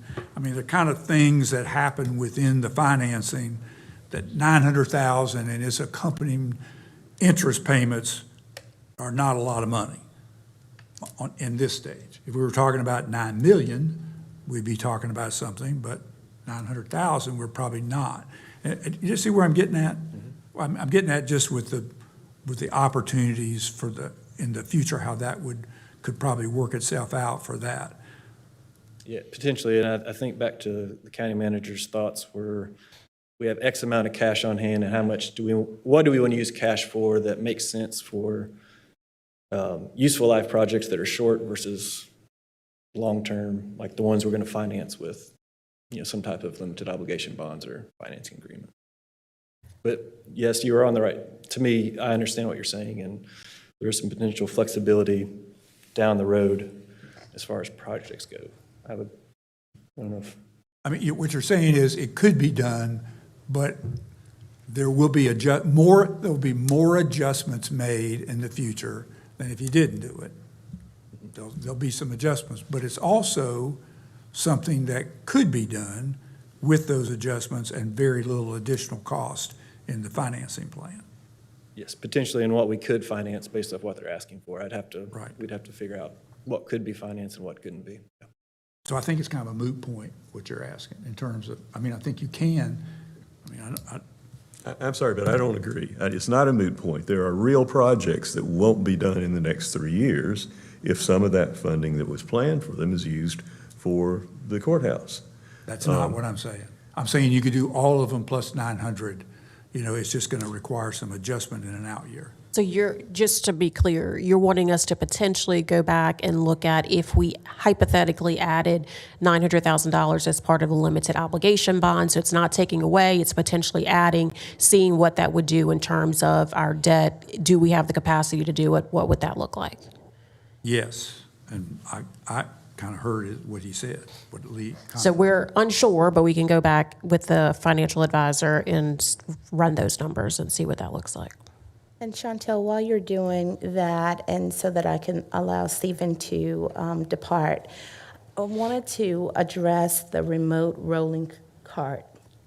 I believe that there could be some cost savings with our sheriff's department if they were to be utilizing that service so that we don't have to have as many sheriffs attending at the courts with the judges. So if we can look into what that looks like. I don't know how many cases the rolling cart allows them to see per day and how many officers are being utilized in that service, but I think that we could maybe find some cost savings while servicing the constituents as well. So the potential possibility could be we're using X number of staff who's transporting through the tunnel, how many staff would no longer be needed if a cart was used, and a savings could possibly be a reduction in the number of staff being used. Is that ours? You mean as far as the sheriff's department? That is correct. Absolutely, yes. So, but we could try to. Yes. Mr. Chairman, may I ask my couple of questions? And I'm sorry, I apologize for jumping in front of you, but I didn't want to keep Stephen here, but thank you. Yes, good afternoon, Commissioner Chair and Vice Chair and the Commissioners. Just real quick to answer part of your question, we will definitely look into that. Part of the inmate movement, though, happens before and after courts begin, and then the deputies that move those inmates then go and work courtrooms when the courtrooms are actually open and running. But we will definitely look into that card and see if that would possibly move some stuff around and see if we could adjust anything. We'll definitely take a look at that. Yep, you're welcome. Okay. Ms. Manager, I'll ask you a question first, and I don't, and it's my interpretation of what you have recommended on your initial budget. You still stand by what you recommended? Yes. Okay.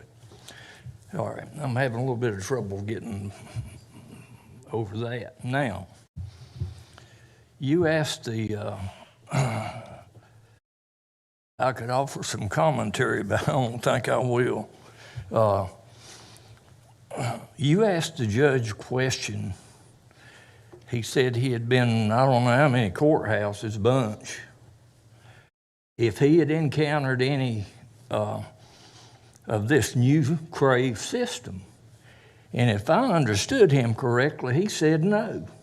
Correct. Well, I believe maybe you went a little bit further and you all maybe offered some observation.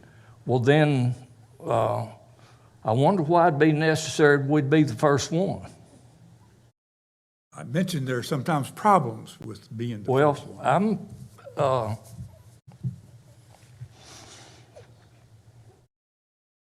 if you're going to, well, I don't know what I'm going to do yet till I see whether you're going to call for hands to see who wants to do this. If there's,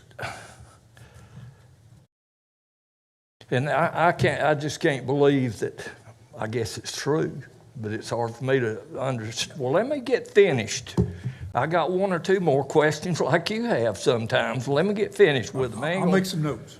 They ain't gonna take too long, because I know when I need to quit.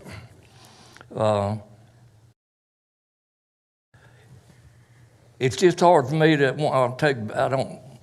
it's hard for me to believe, it's hard for me to understand how we end up that we have the least technical things that they got over there in the courthouse, and it sounded like to me that they acknowledged it, or someone did, that some of the courthouses across the state has some of what they've got. That's hard for me to understand that we spent all that money on a courthouse, and it would have, I can't remember what all we did or didn't do, but it is puzzling to me, and this, I'm not going to use them as an example, that it's just government as a whole. Whatever is the best, they want the best plus. And it's just more and more of it. But I'm going to need some more information about why there has not been another one of these systems installed somewhere in the state of North Carolina with 100 counties, and all of the 100 counties for sure don't have the money to do it. That may have been where the state gives some money. Mr. Attorney, I guess the state can do anything they want to do, I guess. My understanding, questions that's been asked, that state did have some money, and they gave some money for these systems, and then they run out, and there's still a mandate. How can they mandate some counties to spend their own money when they give other counties money to do some of these updates? Can they, I guess they can just do whatever they want to do mostly. It's like, The short answer is you're correct. The slightly longer answer is that if you remember when the courthouse was getting ready to go live, you as a board adopted as one of your legislative goals a request for the state to pay for technology. And so we pushed for that, staff pushed for that, you commissioners pushed for that. For whatever reason, that did not generate interest among our legislators. I believe that some other counties have gotten that money directly from the state. So you're correct that the state can fund what it chooses to fund. This is one of those areas where the state has said, we will give you so many number of courtrooms with this technology, but not more than that. And that's just what they've done. And some counties have decided to pay for more on top of that. as I say, Mr. Chairman, up there in Congress, I yield my time back. Thank you. If Chelsea would not mind coming forward, she actually answered part of this question, and the reason I'm sort of willing to do it is because of what she said the last time she spoke to us.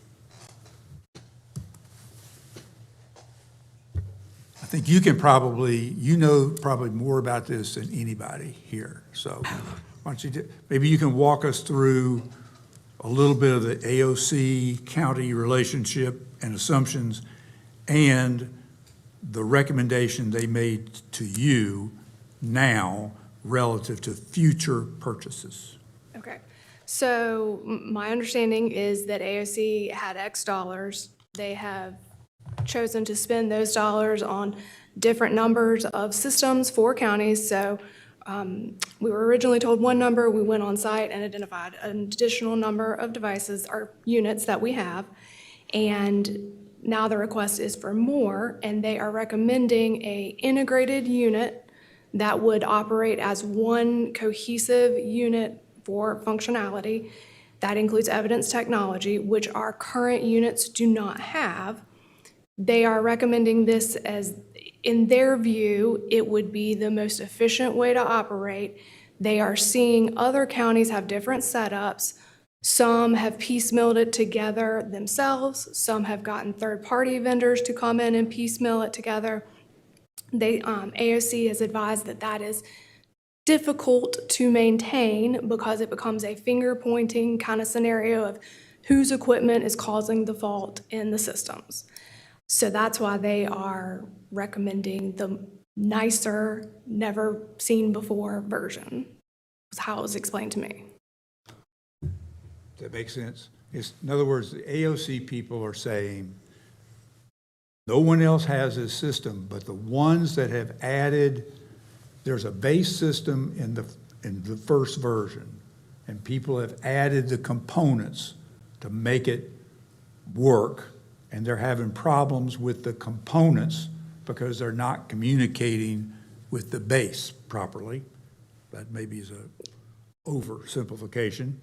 And that the AOC people who are supposed to know the most and are now buying, they have bought the first purchases for counties and bought our first purchases, they're suggesting the best decision now is to buy the better version. Yes, that is how it was explained to me. So the Crave 2.0 sounds like a Zoom account to me, right? My first thought is it's gone from Crave 1.0 to 2.0. Will there be a 3.0? And why is a Zoom account not sufficient?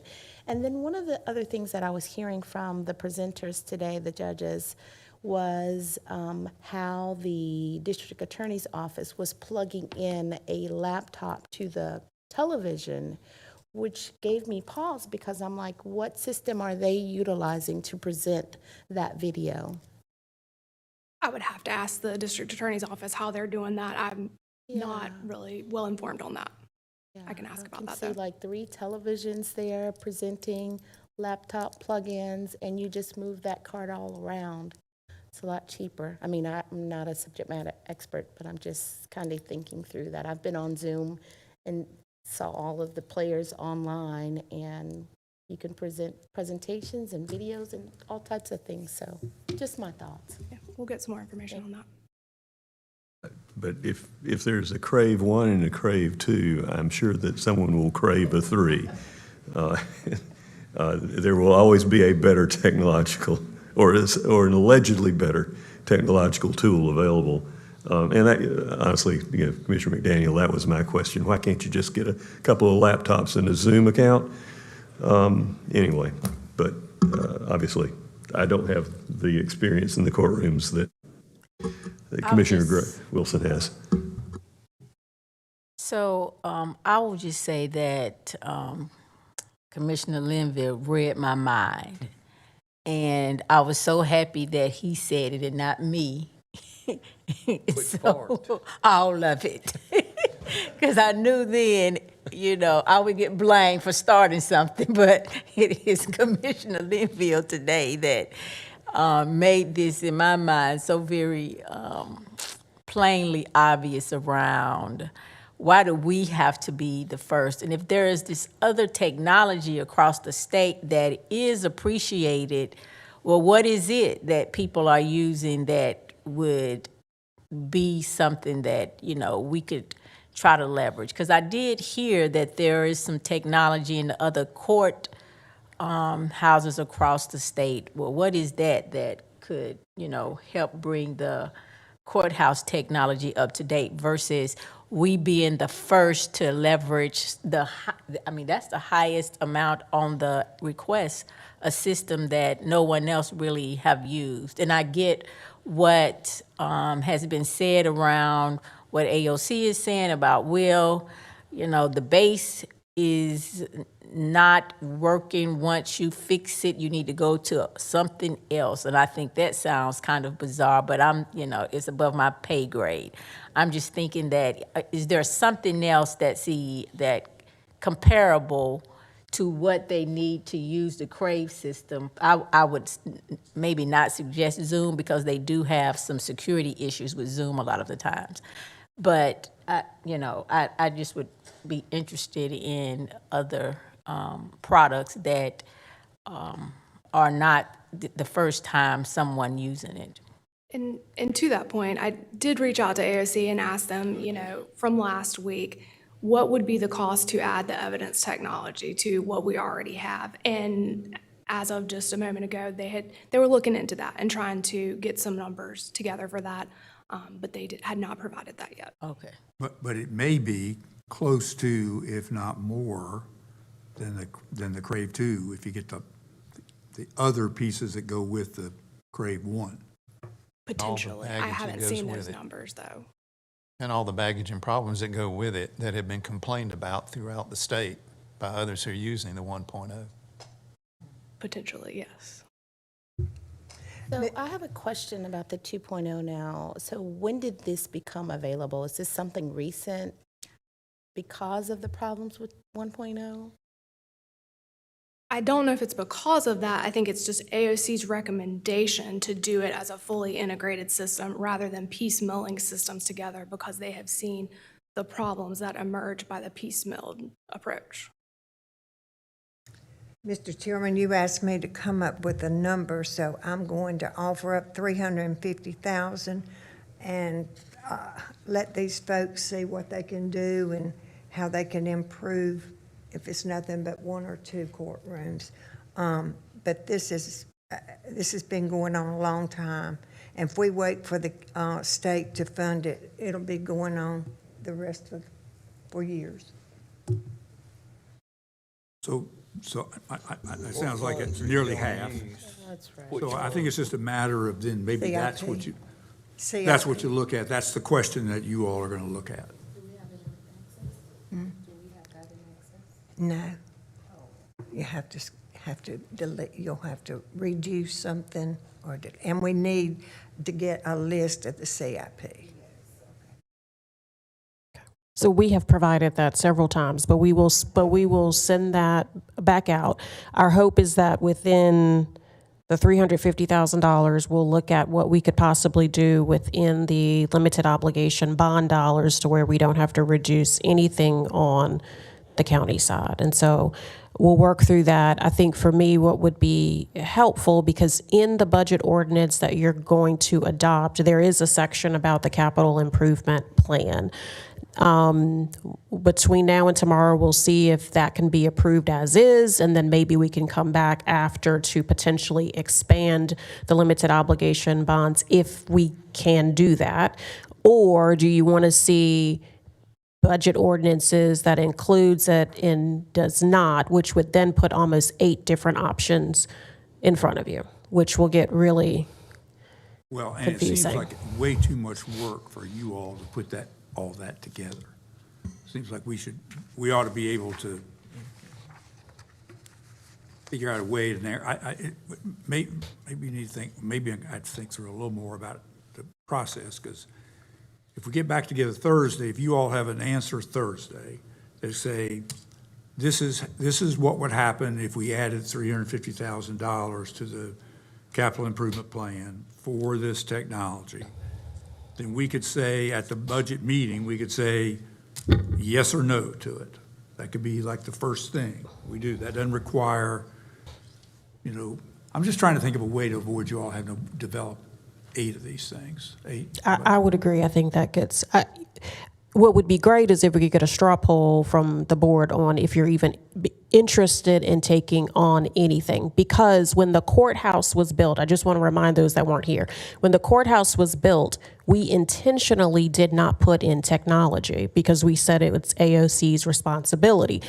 Otherwise, we would have done this a long time ago with these funds. And we also said we would never take on maintenance and replacement of these systems. And so I think for me, it would be great to just a straw poll on, is this something we even want to take on? If we do, then we absolutely will do the work. If there's not 4 that want to do that, then we can just be done. And I'm open either way. I think we just need to get to some sort of resolution on this item if we can. I agree. So for me, Chantel, lockers isn't technology. That's still an unless AOC responsibility. Okay, fair enough. Well, And they issued a cell phone order in November 2025. They didn't ask our opinion. They just issued the order. And then all of a sudden, we're kind of getting the complaints from people on there's no locker. Again, that doesn't mean we don't have to do it. We certainly can if that's something that the board wants. But that is something we would have to take on that requires security to manage that. Lockers break. We have one locksmith for the whole entire county. So if the keys, there's just a lot. There's also pouches, which can or cannot. So again, my question would be, is that something the board even wants to take on? Because that is a state responsibility, and it's a little all over the place with different counties, so. can I ask you a question? Is there going to be some conversations with Ashley to have some discussions by way of the state? Because of what I thought I heard is that some states got dollars but we didn't. Some counties may have gotten, Yeah. unsure. It could have been as part of their appropriation ask maybe. But we can certainly have her come if that's something that the board's interested in pursuing again. Okay, I'm done. Didn't the state buy the 6 we have? Yes, because we are not responsible for technology. We specifically said we weren't purchasing it. The technology they have, they bought. And even if we bought these systems, we do not have the expertise to manage these systems. We physically cannot repair them. We don't have access to it. We would essentially just be giving AOC money to say, here you go, you manage it, you do it. We don't have the ability to do that. And any movement of systems would also require us patching the walls and repair those kinds of things. Could I ask, I'm still harping on this cell phone situation. So could we set up a locker kiosk in the county building for individuals to utilize versus?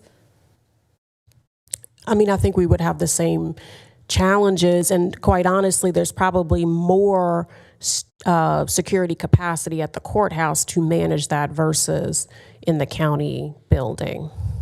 Okay, I'm just thinking it through. All right, If thank we go ahead and do something that's being suggested, then this maintenance, I'll just call it, that you say the state's responsibility, then if we decide to do this on our own, then the, whatever the state's supposed to be responsible to do, will they do that, or is that going to be on the county too?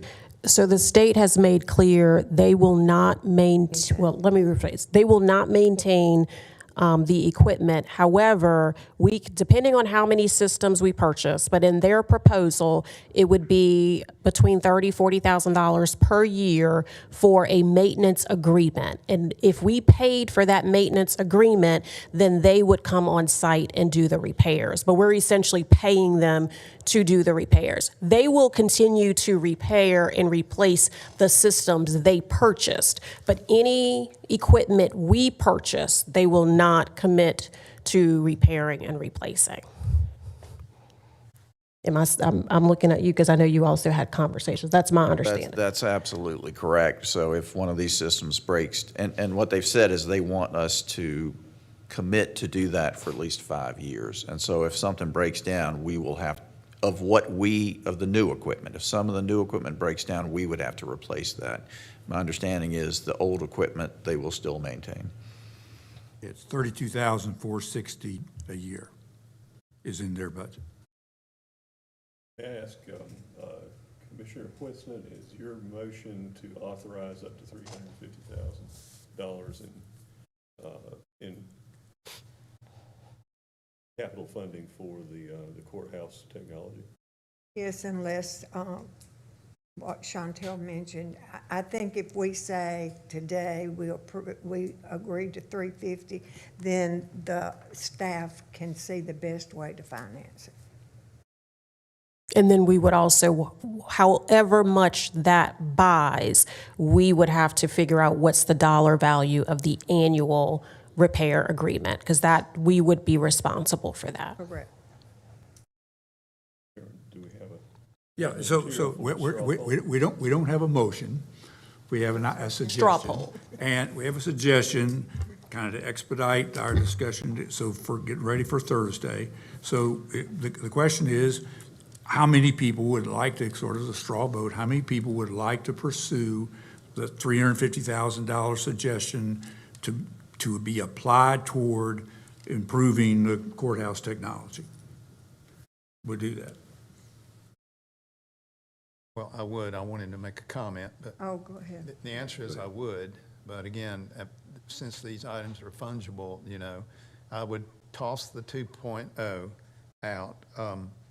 I'd leave the cell phone lockers in because that's become a huge issue. There's a letter that went to Judge Hall today that's about 4 pages long and cites the Harvard Law Review.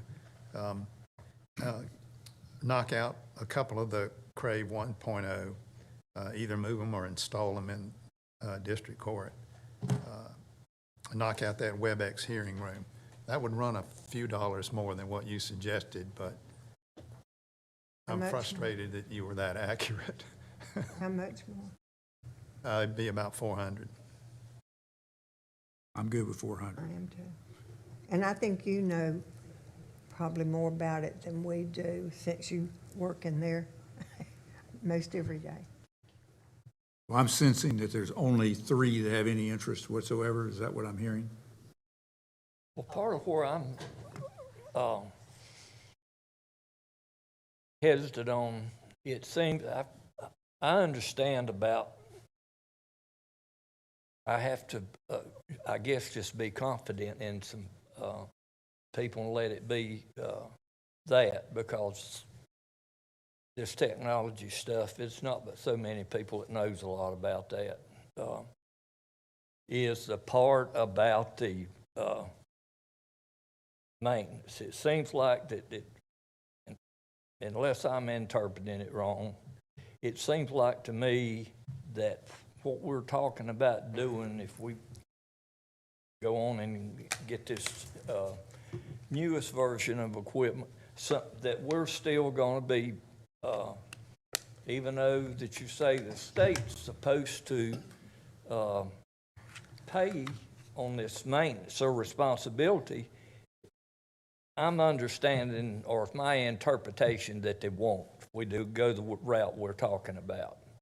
That is correct. They have made clear that they will not cover maintenance and repair, replacement of any equipment that we purchase. Well, what, if they were purchasing some, then what would the state recommend to do? I'm sorry, can you repeat the question? Well, apparently the state's not going to buy any more anyway. That is my understanding. And I do just want to say, there has been a lot of work done by Judge Broyhill, and so absolutely kudos to him. And it's, if we had unlimited dollars, I would give everybody and recommend everything for everybody. I just, as the manager in good faith, can't recommend it just because we have needs that's not fully funded. That is really my only issue. I do just want to say, Lee Plunkett, our deputy CFO, just told me for $350,000, the interest cost on that would be $147,000. Now, certainly that, is could be over 20 years or whatever, and so we can work through what that looks like, but it would be $147,000 interest on borrowing $350,000. But it's up to 400 now. All those judges are asking for is what you have here in our hearing room right now. Hey. It's a little embarrassing. Actually, I don't think that's correct, Commissioner Wilson. I think they're asking for secure distant communications as well. We don't have that. Well, that's why we can compromise.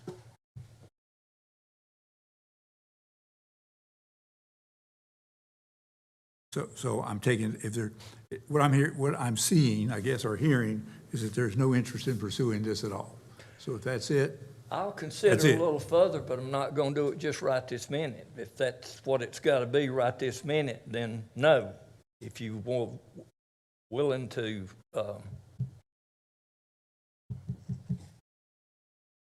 I think the question is, we're just trying to get ready for Thursday.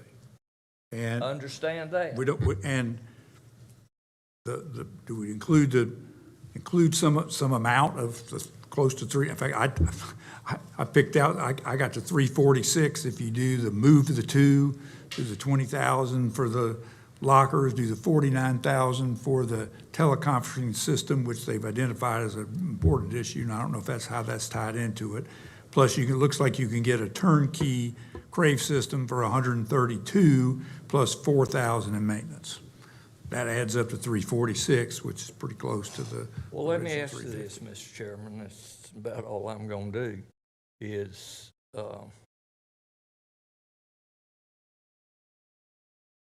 would it be agreeable that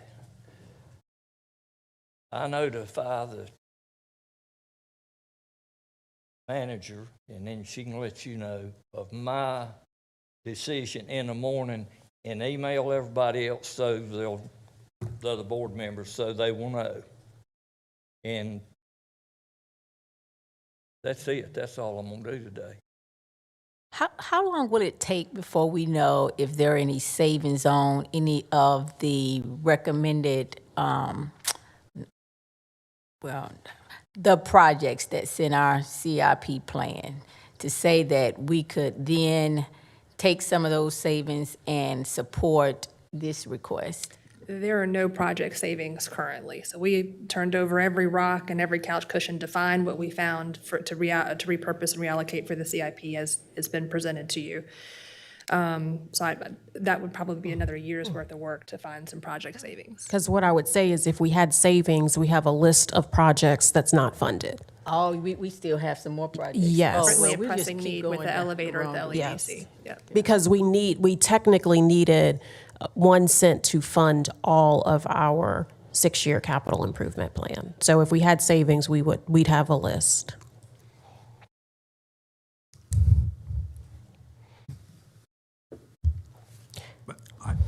I have no problem with, I take it that Commissioner Linville will give you a call tomorrow, expressing his level of interest on that. And I do think regardless, we probably just kind of in talking to Lee and Kimberly offline a little bit, I think regardless, we probably are still good with the way in which the budget ordinance is presented, and because we can always come back if we needed to add possibly additional lobs, limited obligation bonds, or borrowing, because that's going to have to come back to the board anyways. So if you're not looking to take away, we're probably okay as is written, and then we can always add. But certainly, if depending on what Commissioner Linville calls tomorrow, this could be just done or not. What did you say the interest cost was? So according to Lee, $350,000. The interest cost is That's right. Okay, But that's a- $147,000. That's worst case scenario if you amortize it over 20 years. 20 years, okay. The total is? 147,000, so it's a little over 7,000 a year. Yeah, that's what I got. Yep. But again, there, you can amortize it for shorter period, all that. Yep. Got it. Mr. Chair, if we are wrapped with that particular. Yes, well, I think so. I think we're good. We'll wait to get a email from county manager tomorrow. We'll get that. Got it. We might be able to eliminate one of the options one way or another with 5 minutes if we do kind of a show of hands straw poll on what was narrowed down to a single change to the community grants, and that is instead of $200,000 for Caladium, we give Caladium $150,000. And we could, I believe Commissioner Daniel and I can live with having just a kind of a straw idea today, whether there's 4 or more votes for that, and if not, we can take that off the table. That's great. So how many on the straw side of this? How many people? I'm sorry, I don't understand The two options right now, because we have 4 options floating at the moment, but the ones involving Caladium is fully funding them with a recommendation of $200,000, and right now there's one that's funding them at $50,000. 150. 150,000. Yes. And funding at 150. So how many people are fine with the 200,000? How many people are fine with the 150,000? We finally have 4 votes. Okay. I think we're fine with the 150,000. Okay, so we'll be down to 3 options. Okay.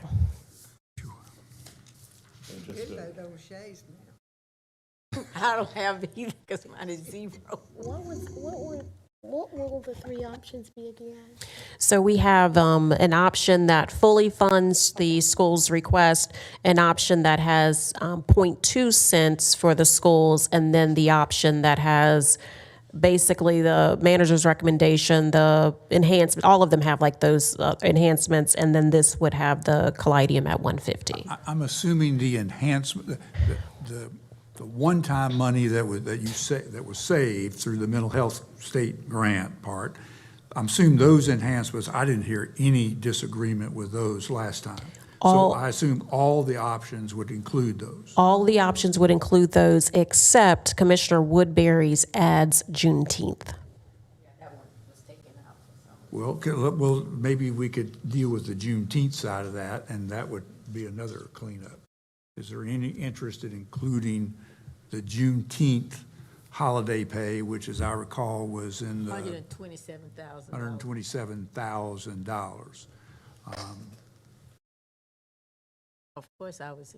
How many would like to include that then in another straw? We're getting ready to do a resolution to support it. Say what? I said we were getting ready to do a resolution, I think, in the June 18th meeting. To support Juneteenth just as a holiday in general. Yeah, this is just so we have 2 people who are in favor. Are there more of including another paid holiday in the holiday schedule. Well, what the city did, just for comparison, the city approved Juneteenth as a holiday, but dropped one of the 3 days that had been, as I recall, if I'm remembering correctly, dropped one of the 3 days that had been set aside for Christmas holidays and took it down to 2, basically Christmas and Christmas Eve, something like that. If we were not adding additional holidays, I'm perfectly fine with a menu where you pick X number of holidays out of approved holidays, and the dollars stay the same. I have no problem with that. No, I will say from a management standpoint, we would need set days, because if we say you can pick this day or that day, like as a county, we either need to be open or closed, because we may not be able to actually function, so we would need to know what the day is. I would think the city has that same problem, so they must accommodate that some way. I believe they're only doing 2 Christmas holidays. Do you think they swapped it permanently? That's my understanding, but we can certainly confirm. How many days do we provide? Is it 3? For Christmas, Christmas Eve, Christmas Day, and the day after. Okay, I'm okay with that, dropping one of the Christmas days for Juneteenth.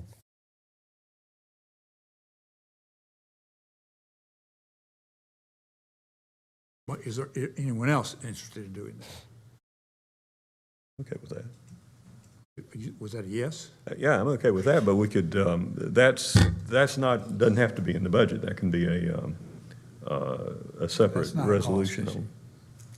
That's not, if you're swapping, that's not a cost issue, and then we can work up a recommendation on whether for us would be Christmas Eve or the day after. All right, that's great. So we don't need to talk about that part then. If we're good with that, Commissioner Woodbury's proposal is to actually add the dollars. So I did not see, is there anybody who wants to add $127,000 to have another paid holiday? And there were 2. Is there anyone else? Because the answer to that is no. So the holiday swap off could be considered at another time. All righty, so I think we're down to 3 proposals. They all include those add-on parts that we talked about, and we basically are looking at county manager's recommended budget, 0.2 cents increase or over 5 cent increase for the 33 million. So those are the 3 options that we will look at for Thursday. And my intent on Thursday, when we start the meeting, is that we would take those proposals in order. I mean, we would just go through those and vote on them until we found one that had 4 votes.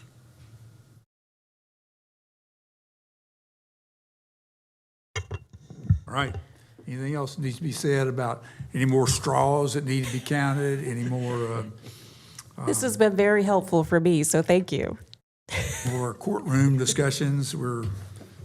Okay, all right. We stand adjourned until Thursday. I have a closed session motion. Oh, yes, right. Okay, please read that. Okay. I need to ask the board to consider a motion to go into closed session to discuss a matter to consult with an attorney employed or retained by the public body in order to preserve the attorney-client privilege between the attorney and the public body, which privilege is hereby acknowledged pursuant to the provisions of North Carolina General Statutes 143-318.11A3. And since there's no other business to come before the board at this meeting, following the closed session, the meeting will be adjourned. I'll make that motion. Do we have a second? Second.